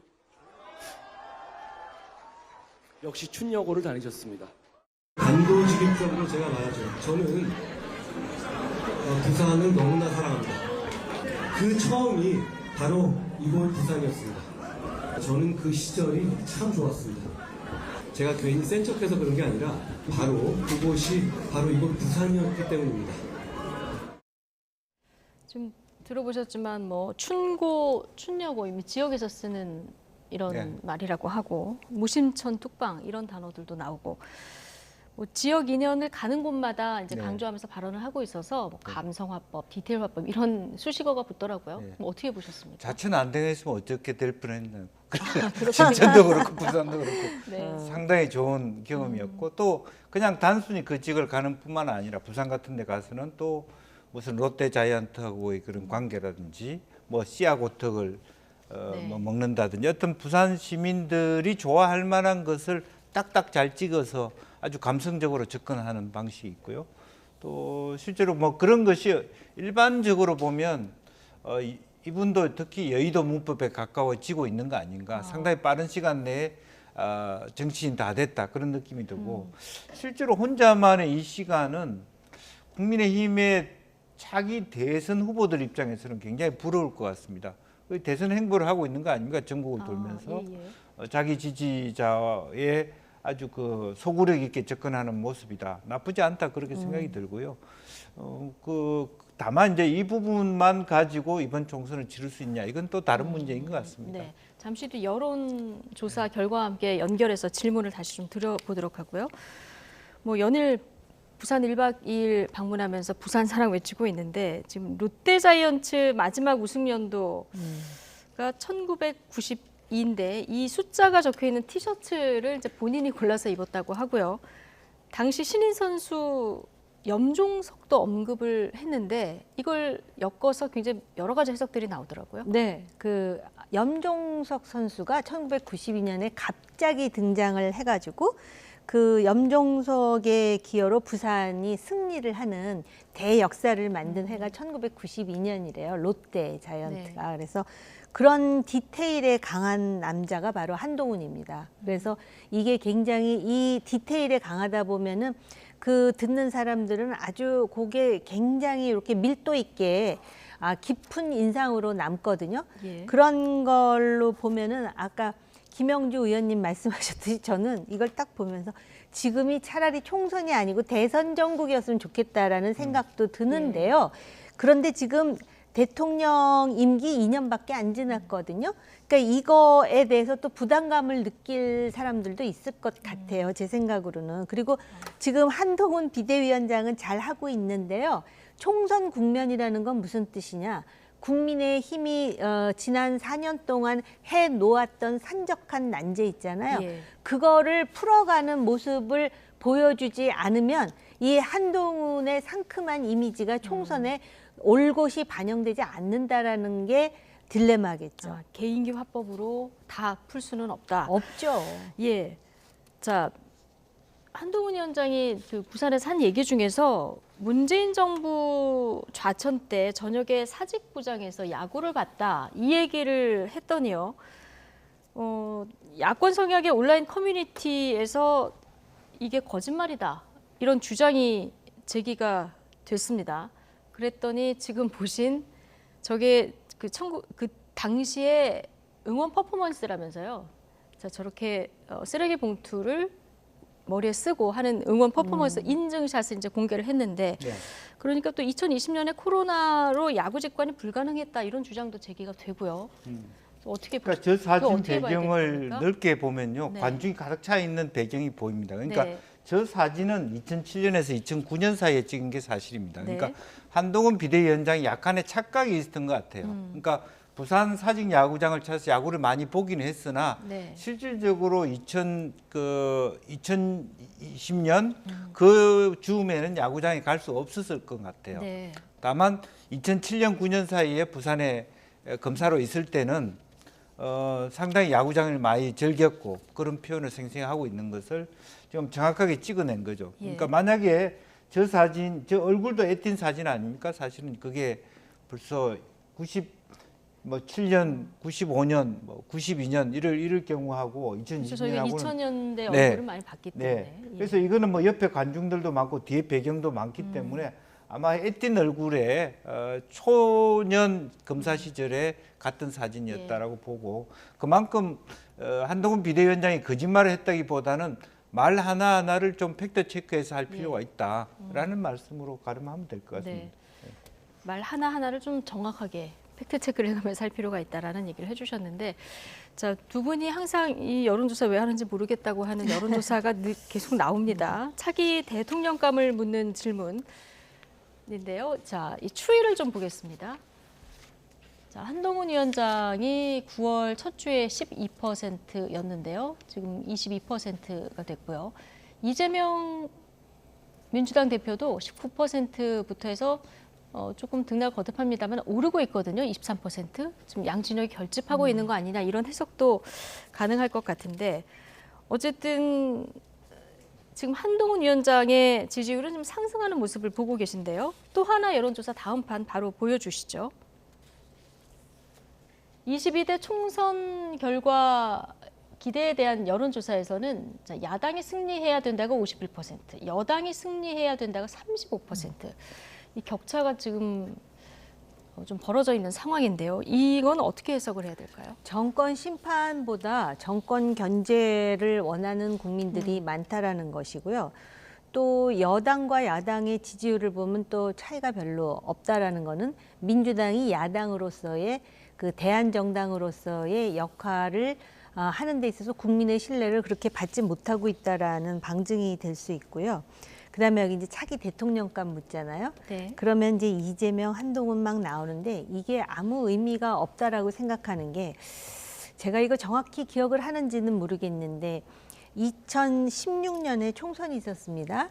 그 전까지만 하더라도 그 당시에 새누리당의 당대표가 김무성 대표셨거든요. 그분 지지율이요 엄청나게 높았어요. 제가 볼 때는 20%대가 아니고 거의 30%, 40%에 육박하는. 그런데 총선에서 완전히 그 공천 파동, 그리고 박근혜 전 대통령의 그 진박 감별 뭐 이런 논란이 커지면서 결국은 180석 정도 예상했다가 정말로 그 추락하듯이 총선에서 실패했습니다. 그 당시에. 그리고 나서 김무성 대표의 존재감이 사라져요. 그렇기 때문에 사실 이 지지율이 중요한 게 아니라 한동훈 위원장으로서는 정말 그 물구나무를 서더라도 총선에 승리하는 비대위원장이 돼야 돼요. 네. 그렇지 않으면 지금 뭐 일주일마다 이거 하는 거 아무 의미가 없어요. 그러다가 정말 그 전혀 다른 사람이 등장할 수도 있고요. 그래서 그리고 지금 그 차기 대통령감을 묻는 질문을 보면은 그 스스로가 답변자가 이름을 대게 돼 있는 것으로 제가 알고 있는데요. 정확히 확인은 좀 해야 되겠지만, 근데 없다라고 얘기하는 사람이 제가 지금 정확하게 기억을 하는지는 모르겠지만 27% 나온 것으로 알고 있어요. 그래서 지금 이 두 사람이 23, 22잖아요. 근데 없다라고 말한 사람이 없다. 27%라는 거는요. 누구든지 정말로 공격할 수 있다. 마크롱이 되고 싶은 사람 한번 나서 보세요라고 말하고 싶을 정도의 지금 국면이에요. 그러니까는 한동훈 위원장은 여러 가지로 자산이 많은 사람이잖아요. 그런데 본인의 존재감을 확실하게 하는 거는 바로 총선 결과이지 지금 네. 하는 거는 그렇게 과거의 전적으로 볼 때 그게 그렇게 큰 의미를 주지 않더라는 거예요. 네. 자산이 많은 사람이지만 대권까지 내다본다고 하면 지금 물구나무를 서서라도 총선에서 이번에 이겨야 된다 이런 표현을 쓰셨거든요. 그럼 이제 물구나무 서는 구체적인 방법, 어떤 것을 가장 먼저 챙겨 총선에? 그러니까 물구나무를 쓰는 방법은 뭡니까? 당정 관계에 대해서 다른 박달을 낼 수 있어야 되는데, 결과적으로 지금 이제 심판을 해야 되겠다 51%, 네. 그렇지 않고 지지해야 되겠다 35%인데 갤럽 조사인 것을 감안하면 실제적으로 마음속으로 심판론이 훨씬 더 60% 정도까지 많을 수도 있습니다. 예. 왜냐하면 이것은 면접을 했을 때 굉장히 보수적으로 나온 부분이 있기 때문에 지난번 강서 보궐선거 때처럼 전혀 의외의 그런 결과들이 더 강하게 벌어질 수 있는데, 이것은 미스매치가 아닙니까? 본인의 지지율 컨벤션 효과는 굉장히 극대화됐는데 대통령과 당이 뒷받침을 못 해준다는 얘기 아닙니까? 그러면 그 부분은 자기의 문제가 아니라 당이 말하자면 대통령과 당정 관계를 정확하게 가져가야 된다는 숙제가 남아 있고, 김건희 특검과 관련된 부분에 대해서 자기가 일정 정도의 정치력을 발휘해야 되는 단순히 전국을 돌면서 내가 이 지역하고 친하다는 말로 해결하기 어려운 부분이 남아 있다는 부분이고 다만 실제적으로 보면 이 앞에 선호도 조사가 저는 좀 정합성이 떨어진다는 게 이재명 대표 또한 선호도가 올라가고 있다는 게 합리적이지 않은 거예요. 이건 단순히 여야의 강성 지지층이 결집하고 있을 뿐이에요. 합리적이지 않다라고 단언할 수는 없지만 네. 어쨌든 양쪽 지지층이 지금 결집하고 있다. 네. 자, 그러니까 이런 사실은 뭐 해석은 가능하죠. 이재명 대표는 그런 비습 사건에 대해서 야당 지지자들은 동정론으로 더 뭉쳤을 것이고 지금 이것은 한동훈이 아니더라도 오세훈을 세워도 21%를 누군가는 가져갔을 것이라는 지금 거죠. 주목을 받는 사람이 다른 네. 사람이라고 하더라고요. 지금 단체장은 홍준표, 오세훈 이런 분들은 전혀 나올 수 있는 공간이 아니지 않습니까? 정치의 공간이기 때문에. 그러니까 이것은 아주 낮은 수치라도 이것이 적다라고 말하기 어려운 부분이 있다는 거예요. 왜? 네. 총선이 지나면 이 총선의 미래가 결과적으로 단순한 수치로 보면 한동훈 위원장의 미래가 그렇게 밝지 않다는 것을 당 지지율에 보여주지 않습니까? 그 다음에 나타나는 당내 경쟁의 구도는 어떻게 될지 아무도 모른다는 것이죠. 네, 당 지지율도 견인하고 총선에서 이기려면 당과 대통령실과의 관계 재정립, 이게 핵심이다. 이 얘기를 오늘 또 마지막으로 해주셨습니다. 자, 시간이 다 돼서 오늘 나이트 포커스는 여기서 마무리하겠습니다. 정호김, 김영주, 전직 의원 두 분과 함께했습니다. 고맙습니다.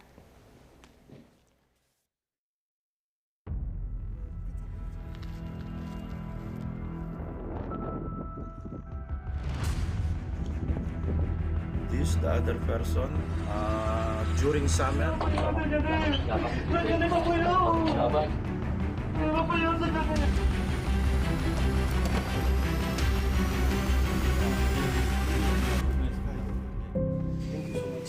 It's my pleasure. You are most welcome.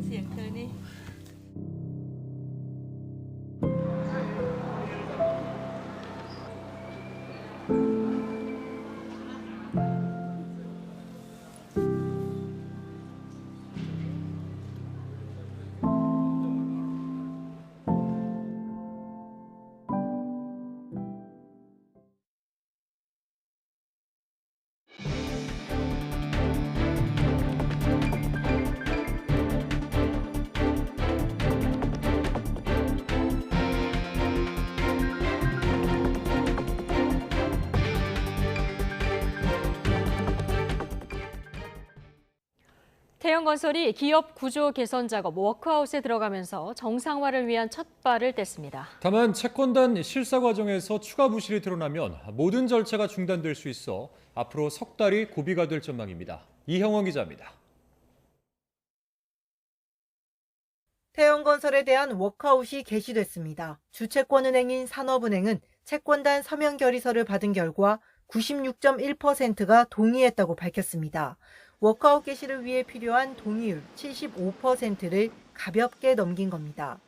워크아웃 개시와 이후 절차에 대한 안건이 모두 가결되면서 태영건설이 갚아야 하는 금융채권은 오는 4월 11일까지 유예됩니다. 채권단은 이 기간에 외부 전문기관을 선정해 자산과 부채를 실사하고 존속 능력을 평가합니다. 태영건설 입장에서는 앞으로 석 달을 잘 넘겨야 필요한 지원을 받을 수 있게 되는 겁니다. 관건은 실사 과정에서 드러날 수 있는 추가 부실 규모입니다. 태영그룹이 밝힌 우발 채무 2조 5천억 원을 훨씬 넘어서는 부실이 드러나면 워크아웃 절차가 중단될 수 있습니다. 숨겨진 우발 채무가 발견이 되는 경우가 꽤 많습니다. 그런데 건수보다는 이제 규모죠. 우발 채무가 그렇게 규모가 크지 않다면 이제 무난하게 경영 정상화 쪽으로 자구 계획대로 계열사를 매각하고 사업장 정리와 구조조정으로 자금을 얼마나 마련할지도 중요한 변수입니다. 자구 노력을 더욱 충실히 수행하겠습니다. 만약 그래도 부족할 경우에는 지주회사인 TY홀딩스와 SBS 주식도 담보로 해서 태영건설은 이 같은 약속을 성실히 지켜 워크아웃을 성공적으로 마무리해 피해를 최소화하겠다고 강조했습니다. 실제로 자구 계획이 잘 이행돼 실사 기간이 무리 없이 끝나면 채권단은 자금 지원 등을 포함한 기업 개선 계획을 의결하게 됩니다. 정부와 금융당국은 워크아웃 진행 과정에서 협력업체와 수분양자 등에게 어려움이 생기지 않도록 세심한 관리를 당부했습니다. YTN 이영훈입니다.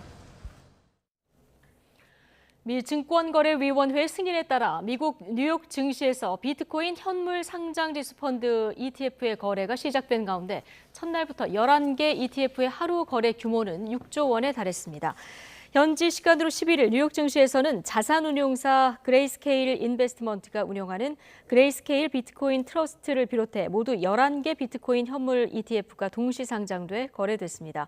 로이터 통신은 시장 정보업체 LSEG를 인용해 이날 11개 ETF의 총 거래 규모가 46억 달러, 우리 돈 약 6조 원에 달했다고 전했습니다. 경찰이 포스코그룹 지주회사인 포스코홀딩스가 초호화 해외 이사회를 진행하며 비용을 불법적으로 집행했다는 의혹을 수사하고 있습니다. 서울수서경찰서는 최정우 포스코홀딩스 회장 등 이사회에 참석했던 16명을 업무상 배임과 청탁금지법 위반 등 혐의로 입건했습니다. 최 회장 등은 지난해 8월 5박 7일 동안 포스코홀딩스가 아닌 자회사 포스칸 등이 부담한 6억 8천만 원가량의 돈으로 캐나다를 다녀왔다는 혐의를 받고 있습니다. 윤석열 대통령의 이른바 쌍특검 법안 거부권 행사를 두고 정치권 공방이 계속되는 가운데 김건희 여사의 도이치모터스 주식 거래 수익이 담긴 검찰 수사 기록이 공개됐습니다.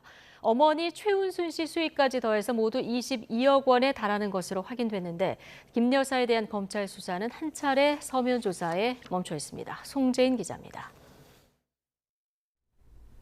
뉴스타파가 공개한 검찰의 도이치모터스 주가 조작 사건 종합 의견서입니다.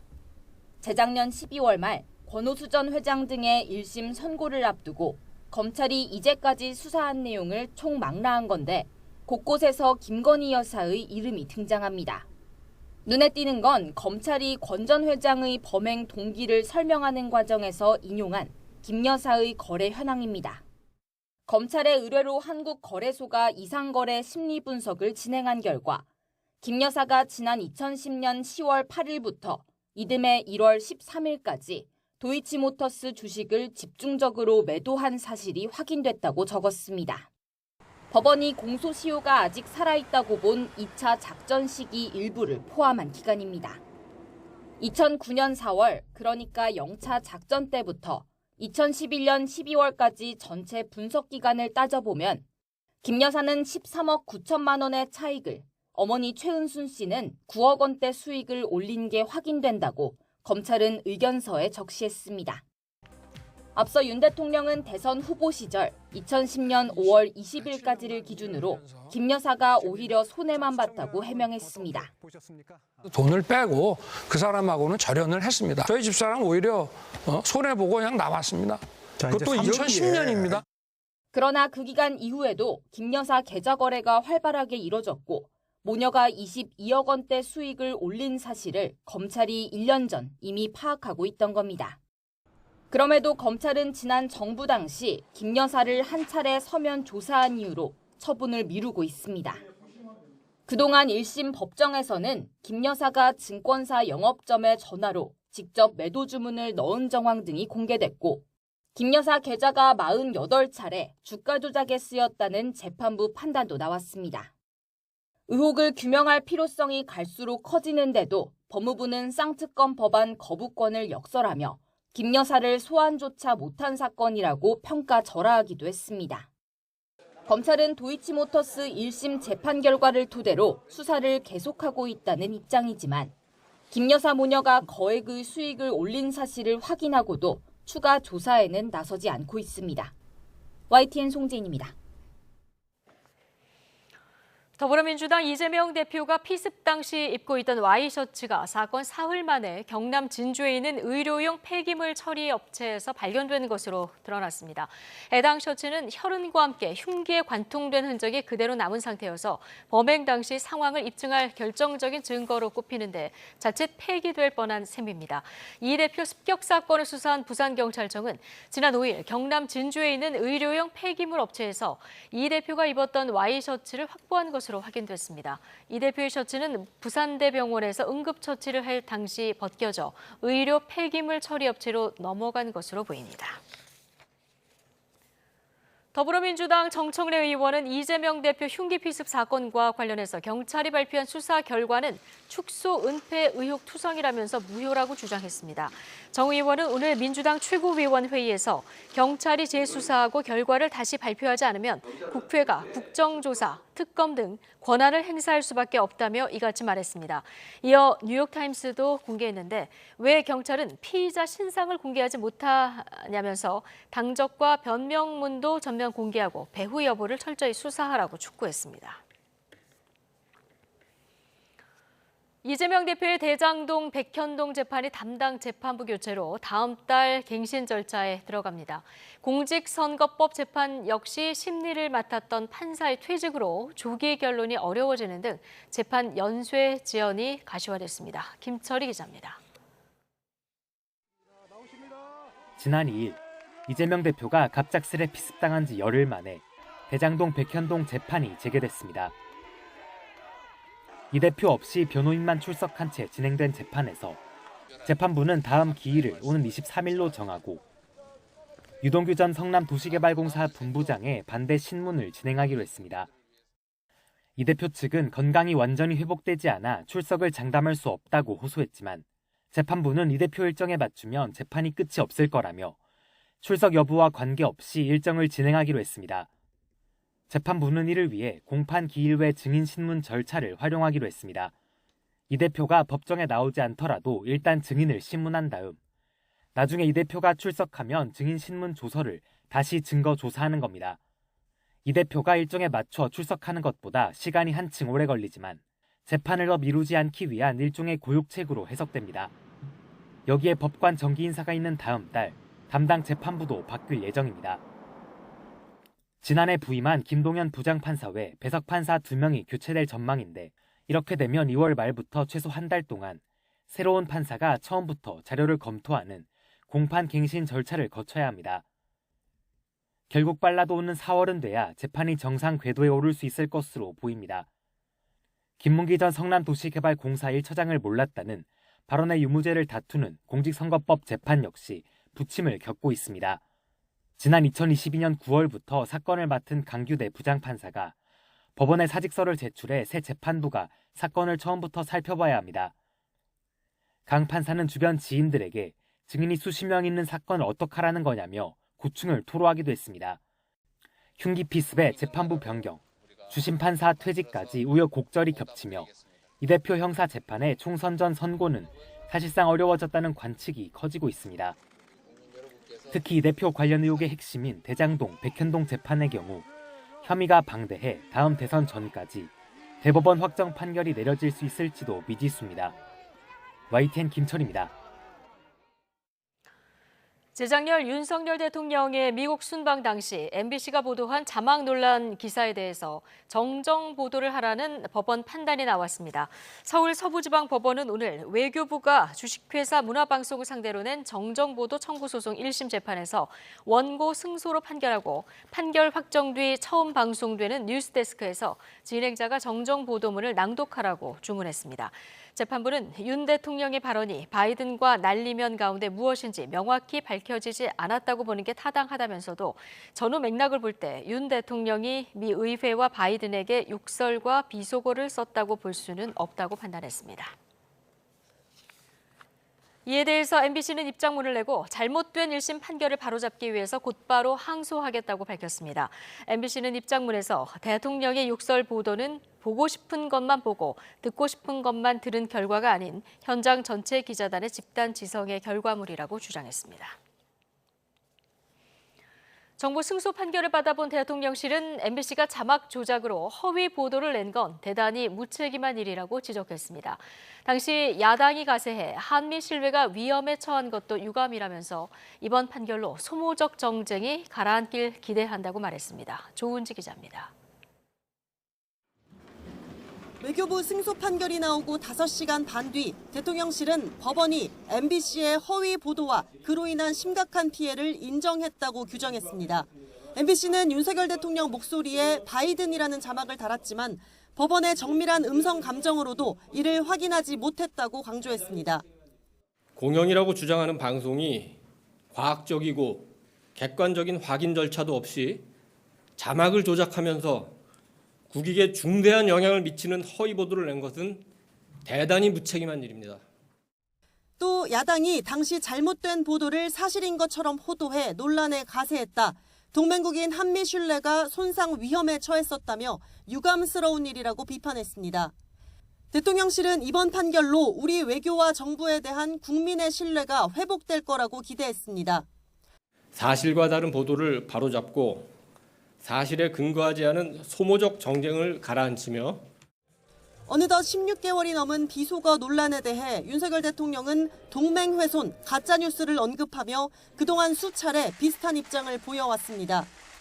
그런 가짜 뉴스로 이간질하려고 아주 악의적인 그런 행태를 보였기 때문에 여당인 국민의힘은 진실의 끝은 사필 규정, 사과하는 게 공영방송의 올바른 자세라고 평가했고 야당인 더불어민주당은 코미디 같은 판결로 나라 망신이라며 윤석열 정부의 눈 가리고 아웅에 법원이 동참한 꼴이라고 비판했습니다.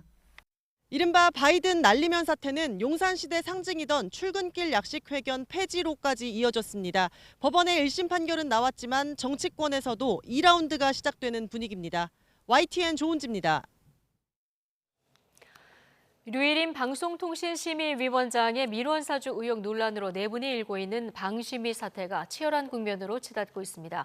방심위는 긴급 전체회의를 열어 류일임 위원장 사퇴를 촉구하던 야권 위원 2명의 해촉 건의안을 의결했고 두 위원을 비롯해서 방심위 노조는 이에 반발하고 있습니다. 유한웅 기자입니다.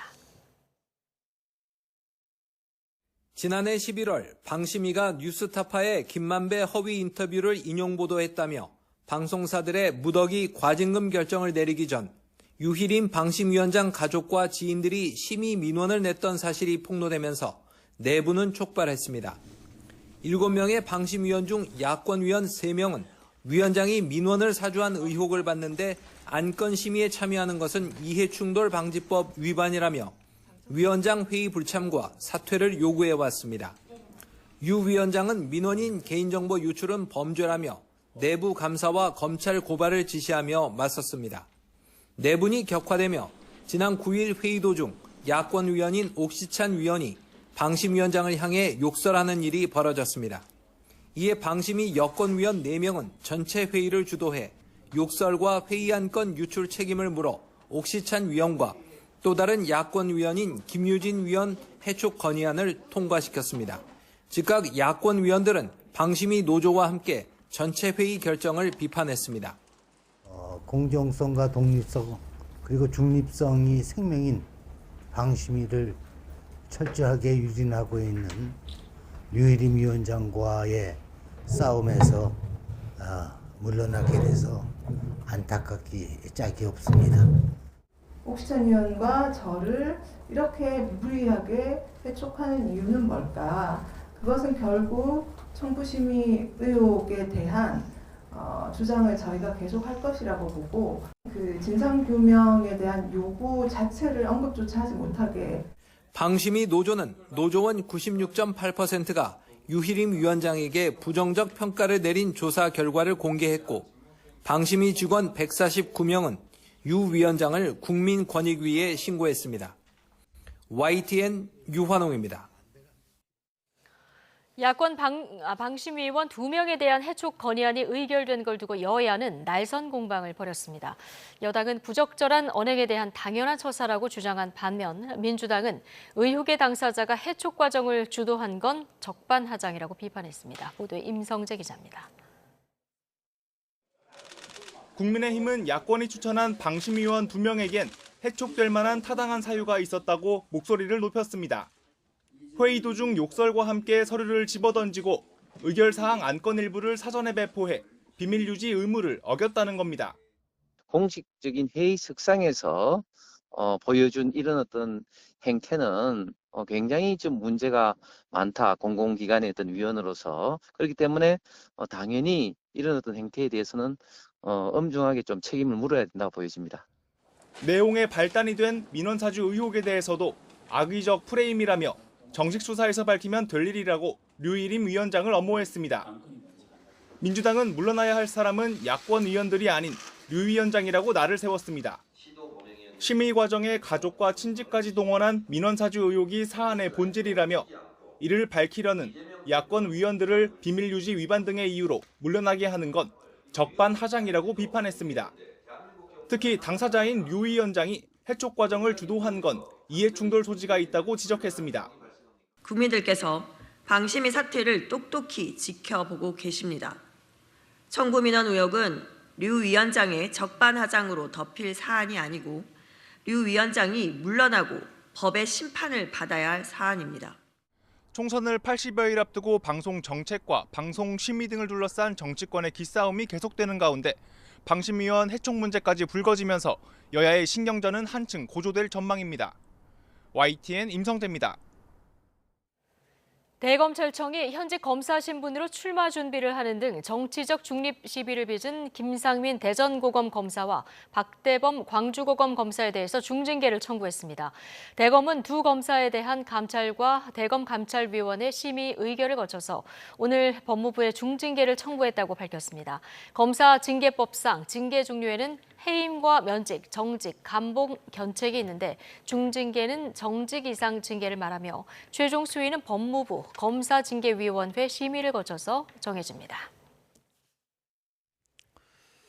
아시아 축구 최강을 가리는 아시안컵이 내일 개막합니다. 손흥민과 이강인, 김민재 등 역대 최강 멤버를 꾸린 우리 대표팀은 64년 만에 아시아 호랑이 위상을 되찾겠다는 각오입니다. 양시창 기자입니다.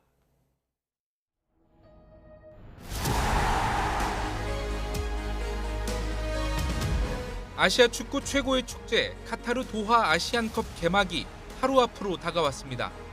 초기에는 4개국만 출전하는 작은 규모였지만 2004년 레바논 대회부터 참가국이 16개국으로 늘었고 지난 2019년 아랍에미리트 대회부터 24개국 경쟁 체제로 바뀌면서 명실공히 아시아를 대표하는 축구 잔치가 됐습니다.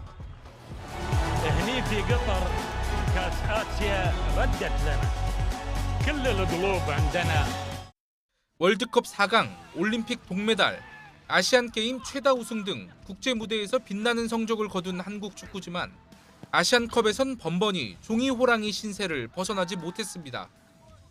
지난 1960년 우승 뒤 64년째 무관, 준우승과 3위 성적만 4차례씩 기록하는 사이 일본과 이란, 사우디, 호주 등 축구 라이벌 국가들이 번갈아 우승컵을 들어올렸습니다. 지난 3월 지휘봉을 잡은 클린스만 감독이 취임 일성으로 아시안컵 우승을 외치며 각오를 다지는 이유입니다. 멤버는 역대 최강으로 평가받습니다. 대표팀과 소속팀에서 주장원장을 찬 손흥민이 월드클래스 공격수로 전성기를 보내고 있고 김민재와 황희찬, 이강인까지 유럽 주요 리그를 주름잡는 선수로 성장해 출전국 어느 팀과 비교해도 이름값에서 앞섭니다. I have a good feeling because they're doing well in their clubs.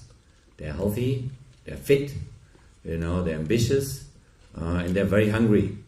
And this is the foundation for playing a good tournament.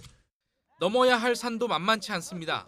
번번이 대표팀 발목을 잡은 이란은 8강에서 지난 대회에서 충격패를 안긴 카타르는 준결승에서 만날 가능성이 큽니다. 또 이 고비를 넘어가도 숙적 일본과 결승에서 우승컵을 놓고 다툴 전망입니다. 잘해야죠. 열심히 준비해서 저희는 잘 준비할 테니 팬분들은 열심히 응원해 주시면 감사하겠습니다. 화이팅 화이팅 화이팅! 아시아 정상의 자리를 노리는 우리 축구 대표팀은 오는 15일 바레인을 상대로 조별 예선 첫 경기를 갖습니다. YTN 양시창입니다. 국제사법재판소가 이스라엘의 집단 학살 혐의에 대한 재판 절차를 시작했습니다. 팔레스타인을 지지해왔던 남아프리카 공화국이 제소한 것인데 이스라엘은 세상이 뒤틀려 있다는 증거라며 크게 반발했습니다. 기정훈 기자가 보도합니다. 재판은 남아프리카 공화국의 제소로 시작됐습니다. 넬슨 만델라 대통령 시절부터 확고하게 팔레스타인을 지지해온 남아공은 국제사법재판소의 공개 심리 전날 이스라엘이 집단 학살을 했다고 주장했습니다. The state of Israel shall take effective measures to prevent the destruction and ensure the preservation of evidence related to allegations of acts within the scope of Article 2 of the Convention on the Prevention and Punishment of the Crime of Genocide. 이스라엘이 가자지구 군사 행동을 즉각 중단해야 한다면서 재판부에 구속력이 있는 임시 명령을 내려달라고 촉구했습니다. 이스라엘은 주객이 바뀌었다며 강력하게 반발했습니다. עולם הפוך. ודווקא צה"ל, הצבא המוסרי ביותר בעולם, שעושה הכל כדי להימנע מפגיעה בבלתי מעורבים, הוא מואשם על ידי נציגי המפלצות ברצח עם. 특히 하마스는 학살과 강간을 자행하고 아동과 여성 등을 불태우고 참수하는 등 인류의 잔인한 범죄를 저지른 테러범이라며 끝까지 싸울 것이라고 강조했습니다. 미국도 이번 재판은 근거가 없다며 이스라엘은 스스로 방어할 권리가 있다고 강조했습니다. And that there's no basis for accusations of genocide against Israel. That's not a word that ought to be thrown around lightly. And we certainly don't believe that it applies here. 국제사법재판소의 판결은 항소가 불가능하지만 판결을 강제 집행할 방법은 없습니다. 또 지금까지 비슷한 사건 가운데 특정 국가가 제노사이드, 집단 학살 책임이 있다고 판결이 나온 적은 한 번도 없습니다. 심리 둘째 날에는 이스라엘 측이 입장을 표명하고 빠르면 이달 말쯤 남아공이 요청한 긴급 임시 조치에 대한 판단이 나올 전망입니다. YTN 기정훈입니다. 옥시에 이어서 SK케미칼이나 애경산업의 관계자들도 가습기 살균제 사태로 유죄 선고를 받으면서 피해 보상의 길이 열릴지 관심입니다.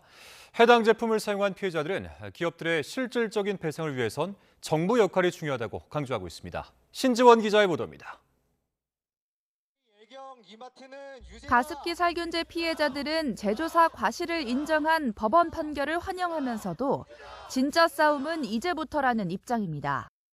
수많은 병원비로 인해 정말 경제적 회복을 어렵게 살아가는 피해자들이 너무너무 많습니다. 합당한 배보상을 조속히 추진해 주시기 바랍니다. 지난해까지 정부의 피해 구제를 받은 가습기 살균제 피해자는 5,667명. 이 가운데 2,312명이 CMIT, MIT 성분의 SK케미칼과 애경산업의 제품을 사용했습니다. 법원이 CMIT, MIT 성분의 인체 유해성을 인정하기 전에도 정부는 해당 제품 사용자들을 피해자로 판단해 치료비나 장례비 등을 지원했던 겁니다. 환경부는 가습기 살균제 피해구제 특별법에 따라 지난 2021년 피해구제위원회를 구성했고 피해자와 기업 간 조정위원회가 출범했습니다. 피해자들 그리고 기업들의 의견을 수렴하여 합리적인 조정안이 마련될 것으로 기대합니다. 환경부도 실질적인 조정이 빠른 시일 내에 완료될 수 있도록 가능한 모든 행정적 지원을 9,420억 원이라는 정부 조정안이 제시됐지만 관련 기업들의 견해차로 끝내 받아들여지지 못했습니다. 그 사이 이미 많은 피해자가 더 숨졌고 오랜 치료 기간으로 경제 활동이 어려운 피해자들은 점점 더 어려운 생활을 하고 있습니다. 피해자들은 정부가 또 한 번 적극 행정에 나서기를 기대하고 있습니다. 이번 판결을 계기로 환경부가 적극적으로 나서서 지금 유착 상태에 있는 그 피해자들을 위한 배보상 성격의 조정위원회를 다시 가동시키고 또 그 조정안을 보완해서 그러나 민사소송이 별도로 진행되고 있는 상황에서 기업들이 먼저 피해 보상을 위해 팔을 걷고 나설 가능성은 적은 상황입니다. 또 민사소송에서 승소하더라도 피해자들이 개별적으로 소송에 나서야 하는 등 실질적인 보상까지는 갈 길이 멀어 보입니다. YTN 신지원입니다. 네, 다음 소식입니다. 유명한 호텔 중개 업체를 통해서 숙소를 예약하고 해외여행을 갔는데 이 도착한 호텔에서 예약 명단에 없다는 답변을 들으면 얼마나 황당할까요? 업체에 항의하자 고객 실수라며 책임을 회피하다가 뒤늦게 20만 원 쿠폰을 주겠다고 했다는데요. 턱없이 부족한 보상에 책임자를 연결해달라고 했더니 연락은 오지 않고 조사 중이니 그만 전화해달라는 어이없는 이야기만 전달받았다고 합니다. 제보는 Y 양동우 기자입니다. 지난 연말 A씨는 아내와 어린 자녀 둘, 친척까지 모두 8명이 베트남 다낭 여행을 떠났습니다. 연말 성수기라 미리 유명 호텔 중개업체를 통해 숙소를 예약하고 결제도 마쳤습니다. 그런데 비행기에서 내려 밤 11시쯤 호텔에 도착하고 나서 예약 명단에 없다는 청천벽력 같은 이야기를 들었습니다. 너무 말이 안 된다고 생각해서 되게 어이가 없더라고요. 너무 저희 아이들도 초등학교 1학년, 유치원생 이렇게 있다 보니까 호텔 중개 사이트에 문의 전화를 했지만 당장 해결이 안 됐습니다. 결국 새벽 타지에서 빈 방을 구하러 돌아다닌 끝에 어렵게 방 3개를 90만 원을 주고 구했습니다. 다행히 업체 측이 실수를 인정해 다음 날부터 원래 예약한 숙소에 묵을 수 있게 됐지만 숙소를 옮기느라 예정된 온천 관광은 포기해야 했습니다. 하루치 숙박비를 환불해주고 보상안도 마련하겠다는 연락을 받은 뒤 A씨는 남은 여행을 소화하고 귀국했습니다. 하지만 그 뒤 업체는 해당 호텔에 미리 신분증 사진을 보내야 하는 특별 체크인 규칙을 어겨서 보상해줄 수 없다고 말을 바꿨습니다. A씨는 그런 규칙을 사전에 안내받은 적도 없거니와 만약 규칙을 어겼다면 상식적으로 예약이 취소됐어야 옳지 않으냐고 반문했습니다. 그냥 예약이 되어 있지 않다, 너희의 명단이 없다 이런 이야기였을 뿐더러 특별 규정 때문에 예약건이 캔슬이 돼야 된다라고 하면 그 전에 연락도 왔어야 되는 건데 A씨 항의의 중개업체는 하루치 숙박비 환불과 쿠폰 20만 원을 주겠다고 또 한 번 입장을 바꿨습니다. 그렇지만 현지에서 추가로 쓴 숙박비와 취소된 관광 비용의 반도 안 되는 수준. A씨는 최소한 손해본 비용만이라도 돌려받기 위해 보상 책임자와 직접 통화를 요청했습니다. 하지만 기다리던 연락 대신 업체는 한국소비자원을 통해 그만 전화하라는 말을 전했습니다. 그 업체를 자꾸 전화하지 말고 지금 조사 중에 있으니까 좀 기다려달라고 전달 좀 해달라고 하시네요. YTN 취재가 진행되자 업체에서는 추가로 지불한 숙박비를 전액 보상해주겠다며 다시 태도를 바꿨습니다. A씨는 해외에서 이런 일을 겪으면 안전 문제까지 우려되는 상황이라며 호텔 중개업체가 재발 방지를 위해 더 진지하게 고민해달라고 부탁했습니다. YTN 양동훈입니다. 한화오션 거제 사업장에서 폭발 사고가 발생하면서 20대 협력업체 노동자가 숨졌습니다. 오늘 오후 3시 20분쯤 경남 거제 한화오션 거제 사업장의 선박 방향타를 제작하는 공장에서 폭발이 발생했습니다. 이 사고로 협력업체 직원 28살 김모 씨가 폭발 압력으로 튕겨나가면서 건물 벽에 충돌해 숨졌습니다.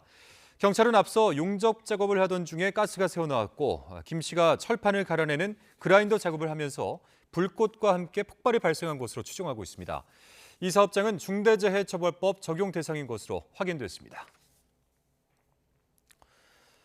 정부 부처나 관계기관 임직원들에게 모바일 부고장이나 청첩장을 빙자한 악성 메시지가 확산하고 있습니다. 금융감독원은 최근 정부 부처 직원의 지인을 사칭한 사기범이 출처가 의심스러운 URL 주소가 포함된 카카오톡 메시지를 발송하고 있다고 밝혔습니다. 금감원은 출처가 불분명한 URL 주소는 절대 클릭하지 말고 수상한 사람이 보낸 앱 설치 요구에는 응해서는 안 된다고 당부했습니다. 악성 앱을 이미 설치했다면 모바일 백신 앱으로 검사 후 삭제하고 데이터를 백업한 후 스마트폰을 초기화해야 합니다. 경기 고양과 양주에서 다방주인 2명을 살해하고 돈을 훔쳐 달아났던 이영복이 검찰에 넘겨졌습니다. 이영복은 지난해 12월 30일 경기 고양에 있는 다방에서 60대 여성 점주를 숨지게 하고 현금 30만 원가량을 훔쳐 달아난 혐의를 받습니다. 또 지난 5일 경기 양주에 있는 다방에서도 60대 여성 점주를 살해하고 40만 원가량을 훔친 혐의도 받습니다. 술에 취해 운전하다 사고를 낸 뒤 경찰차까지 들이받고 도주한 현직 소방관이 구속됐습니다. 서울 서부지방법원은 오늘 오전 특수공무집행방해 등의 혐의를 받는 40대 남성 A씨의 구속 전 피의자 신문을 진행한 뒤 도주 우려가 있다며 구속영장을 발부했습니다. A씨는 어제 새벽 0시 반쯤 서울 마포구 홍대 입구역 사거리에서 술을 마신 상태로 운전하다 승용차를 들이받은 뒤 경찰차까지 추돌하고 달아난 혐의를 받습니다. 최근 유엔 안보리에서 러시아가 북한 미사일로 우크라이나를 공격하고 있다는 비판이 제기된 데 이어서 우크라이나 당국은 북한이 러시아에 100만 발 넘는 탄약을 제공했다고 밝혔습니다. 우리 정부는 러북한 무기 거래는 명백하다는 점을 분명히 하고 미국도 관련 러시아 기업들을 제재했는데 북한은 무기 거래 사실을 거듭 부인하고 나섰습니다. 조수현 기자입니다. 젤렌스키 우크라이나 대통령은 러시아가 북한으로부터 100만 발 넘는 탄약을 공급받았다고 밝혔습니다. 이와 관련해 우크라이나 당국이 러시아가 하르키우에 발사한 미사일 잔해를 수거해 분석한 결과 북한판 이스칸데르 KN-23으로 파악한 것으로 알려졌습니다. 하지만 북한은 반발하고 나섰습니다. 김성 UN 주재 북한 대사는 무기 이전에 대한 비판은 근거 없는 비난이라고 강변했습니다. 그러면서 우크라이나 전쟁은 러시아의 정당한 안전 이익을 침해한 것으로 미국의 대결 정책에 의해 시작됐다는 기존 주장을 되풀이했습니다. 이에 대해 우리 정부는 손바닥으로 하늘을 가릴 수 없듯 러북 간 무기 거래가 사실인 점은 명백하다고 반박했습니다. 김성 대사가 북러 무기 거래에 대한 명확한 부인은 회피했다는 점도 지적했습니다.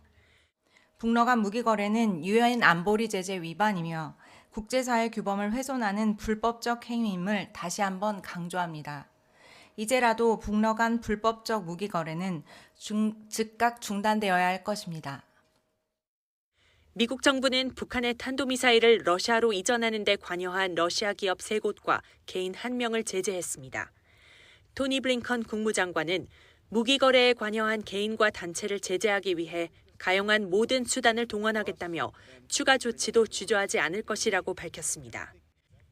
이런 가운데 조태열 신임 외교부 장관은 블링컨 장관과 첫 전화 통화를 하고 북한의 불법 핵미사일 도발과 러시아에 대한 무기 지원 등 군사 협력을 강력히 규탄했습니다. 양측은 UN 등 국제 무대에서 긴밀히 공조하며 한미 핵협의 그룹 등을 통해 확장 억제의 실효성을 강화하기로 했습니다. YTN 조수연입니다. 네, 어두워야 할 밤에 과도한 인공조명에 피해를 보는 것을 빛공해라고 합니다. 최근 풋살장처럼 외부로 노출된 운동시설에서 불빛이 너무 밝다고 호소하는 경우가 많았는데 이에 대한 명확한 기준이 마련될 예정입니다. 김평정 기자입니다. 집안의 불을 완전히 끈 한밤중에 대낮처럼 환한 빛이 유리창으로 들어옵니다. 주택가 한가운데 있는 야외 경기장에 눈이 부실 정도로 밝은 조명이 여러 개 켜져 있습니다. 밤에도 운동하기 위해 최대한 밝게 조명을 밝히는 건데 근처 주민들에겐 이른바 빛공해 피해를 주고 있습니다. 체육시설이 느는 만큼 빛공해 피해 호소도 늘면서 관련 민원이 한 해 6천 건을 넘어서는 정도입니다. 정부는 누군가의 취미 활동이 누군가에게는 피해가 되는 것을 막기 위해 외부로 노출된 시설에 대한 조명 기준을 추가하기로 했습니다. 민원이 많이 발생하는 새로운 형태의 체육시설에 합리적인 조명 기준을 만들고 골목길의 보안 등과 지역 관광 활성화를 위한 경관 조명에는 현장 상황에 맞게 유연한 기준을 적용합니다. 특히 외부 조명 사전 심사 제도를 전국으로 확대해 빛공해 원천 차단을 추진할 계획입니다. 신규 조명기구 설치 시 빛방사 허용 기준 준수 여부를 사전에 확인하는 5개 조명 사전 심사 제도의 경우 현재 일부 지자체에서만 시행하고 있는데 이를 전국으로 확산할 계획입니다. 또 조도와 휘도 등 물리적인 빛의 양만 측정하던 기존 방식을 눈부심 등 시각적 불편함이 반영된 관리 기준으로 바꿔나갈 예정입니다. 정부는 빛공해 방지 조명을 설치할 경우 공공시설 입찰에 가점을 주는 등 관련 기술 개발도 촉진할 방침입니다. YTN 김평정입니다. 세계 최대의 IT 전자 박람회 CES에서 도심항공교통 UAM도 주목받고 있습니다. 국내 대표 자동차 산업 도시인 울산시는 미국 현지를 찾아 UAM 업체와 협약을 맺고 미래 먹거리 확보에 나섰습니다. 보도에 오태인 기자입니다. 긴 날개에 수직으로 꺾이는 8개 프로펠러가 달린 비행체가 모형 이착륙장에 놓였습니다. 현대차 그룹의 미국 내 도심항공교통 개발업체인 슈퍼널이 CES에서 선보인 수직 이착륙기입니다. 전기를 동력으로 5명을 태우고 400m 상공을 시속 200km로 날 수 있습니다. 현대차가 새로운 교통수단을 디자인하면서 자동차와 비행기 기술이 접목됐습니다. 기본적인 배터리의 항속 기술, 그다음 여러 가지 것들은 슈퍼널의 엔지니어링 기술이 적용이 되었고 현대자동차의 글로벌 디자인과 협업을 해서 자동차의 디자인 스타일링 기술이 적용이 된 디자인 협업의 결과라고 말씀드릴 수 있습니다. 2040년이 되면 전 세계 도심항공교통 이른바 UAM 시장은 1,000조 원 규모에 이를 것으로 전망됩니다. 이런 성장 가능성을 두고 울산시가 현대차 또 슈퍼널과 함께 상용화 업무 협약을 맺었습니다. 국내 최대 자동차 도시라는 이점을 내세워 시장을 선점해 미래 먹거리로 삼겠다는 겁니다. 이미 울산시는 국토부 도시망공교통 실증도시로 지정돼 UAM 산업에서 한 걸음 앞장섰습니다. UAM 실증 사업이 울산과 손을 잡았습니다. 자동차와 수소, 2차 전지 중심지라는 울산의 장점과 우수 기업들의 기술력을 잘 접목을 해서 UAM 산업의 글로벌 경쟁력을 높여 나갈 생각입니다. CES를 계기로 새로운 산업 발굴에 나선 울산시. 교통의 판도를 바꿀 도시망공교통이 지자체와 기업의 협업으로 국내 시장을 넘어 세계 시장에서 어떤 성과를 거둘지 주목됩니다. 미국 라스베이거스에서 YTN 오태인입니다. 스토브리그에도 7억 달러의 사나이 오타니 열풍은 식을 줄 모르고 있습니다. 이번엔 주일 미국 대사관이 오타니의 반려견에게 미국 비자를 발급하는 이벤트를 열었다고 합니다. 또 FA 류현진은 물 건너간 것으로 보였던 뉴욕 매치행이 다시 거론되고 있습니다. 미국 메이저리그 소식 김상희 기자입니다. 오타니의 반려견 데코이가 미국 비자를 받았습니다. 검역 증명서 정도가 필요한 반려견에게 물론 비자가 필요할 리 없지만 주일 미국 대사관이 마련한 깜짝 이벤트입니다. 미국 대사는 SNS에 오타니를 다시 만나 기쁘고 다음엔 반려견 데코이를 보고 싶다고 올렸습니다. 여권 번호는 오타니가 지난해 받은 MVP와 강아지 퍼피를 합성해 표현했고 컨트롤 번호는 굿보이라고 적었습니다. 데코이는 지난해 아메리칸 리그 MVP 수상 화상 인터뷰에 등장해 큰 화제를 모았습니다. 아직 새 둥지를 찾지 못한 류현진의 뉴욕 매치행 가능성이 여전히 남아있다는 전망이 나왔습니다.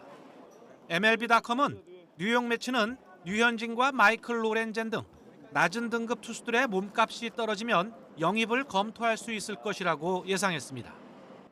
현지 언론들이 매치를 비롯해 샌프란시스코와 샌디에이고 등을 류현진이 갈 수 있는 후보 구단으로 언급하는 가운데 한 매체는 샌프란시스코와 계약할 경우 금액은 800만 달러에서 1200만 달러 사이가 합리적이라는 의견을 내놨습니다. YTN 김사익입니다. 1200만 관객을 돌파한 흥행작 서울의 봄이 올해 아시아 필름 어워즈에서 6개 부문 후보에 올랐습니다. 제17회 아시아 필름 어워즈 시상식 후보 명단에 따르면 김성수 감독의 서울의 봄은 최고상인 작품상을 비롯해 감독상, 촬영상, 편집상 등 모두 6개 부문 후보에 이름이 호명됐습니다. 이는 일본 하마구치 류스케 감독의 악은 존재하지 않는다와 공동으로 가장 많은 부문에서 후보로 지명된 겁니다. 이 밖에도 유재선 감독의 잠과 유승환 감독의 밀수 등 한국 영화 6편이 모두 16개 부문에 후보로 올랐습니다. 마이크로소프트가 미국 뉴욕 증시의 대장주인 애플을 제치고 시가총액 정상에 올랐습니다. 현지 시간 11일 월스트리트 저널에 따르면 뉴욕 증시에서 MS는 주가 상승으로 시총이 2조 8,700억 달러, 우리 돈 약 3,781조 원에 달했습니다. 반면 애플은 주가가 1%가량 하락하면서 시총이 MS 밑으로 떨어졌습니다. 이에 따라 MS는 지난 2021년 11월에 이어 약 2년 2개월 만에 처음으로 뉴욕 증시 시총 정상 자리에 복귀했습니다. 그룹 방탄소년단의 정국이 미국 대중문화 시상식 피플스 초이스 어워즈 4개 부문 후보에 올랐습니다. 주최 측이 최근 공식 홈페이지를 통해 공개한 후보 명단에 따르면 정국은 남자 아티스트, 팝 아티스트, 새로운 아티스트 부문에 이름을 올렸습니다. 또 콜라보레이션 송 부문 후보에는 정국과 여성 래퍼 라토가 협업한 세븐이 포함됐습니다. 정국 외에도 그룹 스트레이키즈와 투모로우바이투게더가 각각 그룹, 듀오 부문 후보로 선정됐습니다. 앞으로는 누군가의 말이나 생각, 어떤 답이 틀리지 않다는 의미를 전할 때 맞다와 맞는다 모두 사용할 수 있습니다. 국립국어원은 지난 10일 표준국어대사전 누리집을 통해 그간 동사로만 인정해온 맞다를 동사와 형용사로 통용해 쓰는 말로 수정한다고 밝혔습니다. 또 맞다를 어떤 기억이나 생각이 불현듯 떠올랐을 때 쓰는 감탄사로도 인정하기로 했습니다.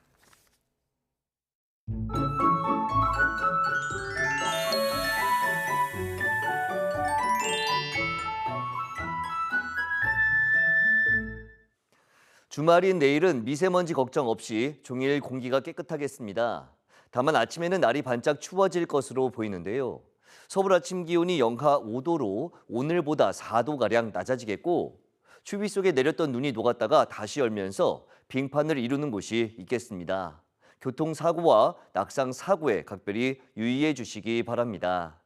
반면 한낮에는 4도까지 오르는 등 오늘과 비슷한 수준을 회복하겠습니다. 하늘은 대체로 맑겠습니다. 다만 울릉도 독도에는 아침부터 낮 사이 비나 눈이 조금 오겠고 동해안에는 너울성 파도가 높게 일겠습니다. 해안가 안전사고에도 주의해 주시기 바랍니다. 내일 아침 기온은 서울이 영하 5도, 대전 영하 5도, 광주 영하 2도, 부산 1도로 예년과 비슷하거나 조금 높겠습니다. 낮 기온은 서울이 4도, 대전 7도, 광주 9도, 부산 10도로 예년보다 2도에서 4도가량 높겠습니다. 휴일인 모레는 곳곳에 비나 눈이 오겠고 다음 주 초반에는 겨울 추위가 기승을 부릴 전망입니다. 날씨 정보였습니다. 금요일 뉴스나이트 마치겠습니다. 함께해 주신 여러분 고맙습니다.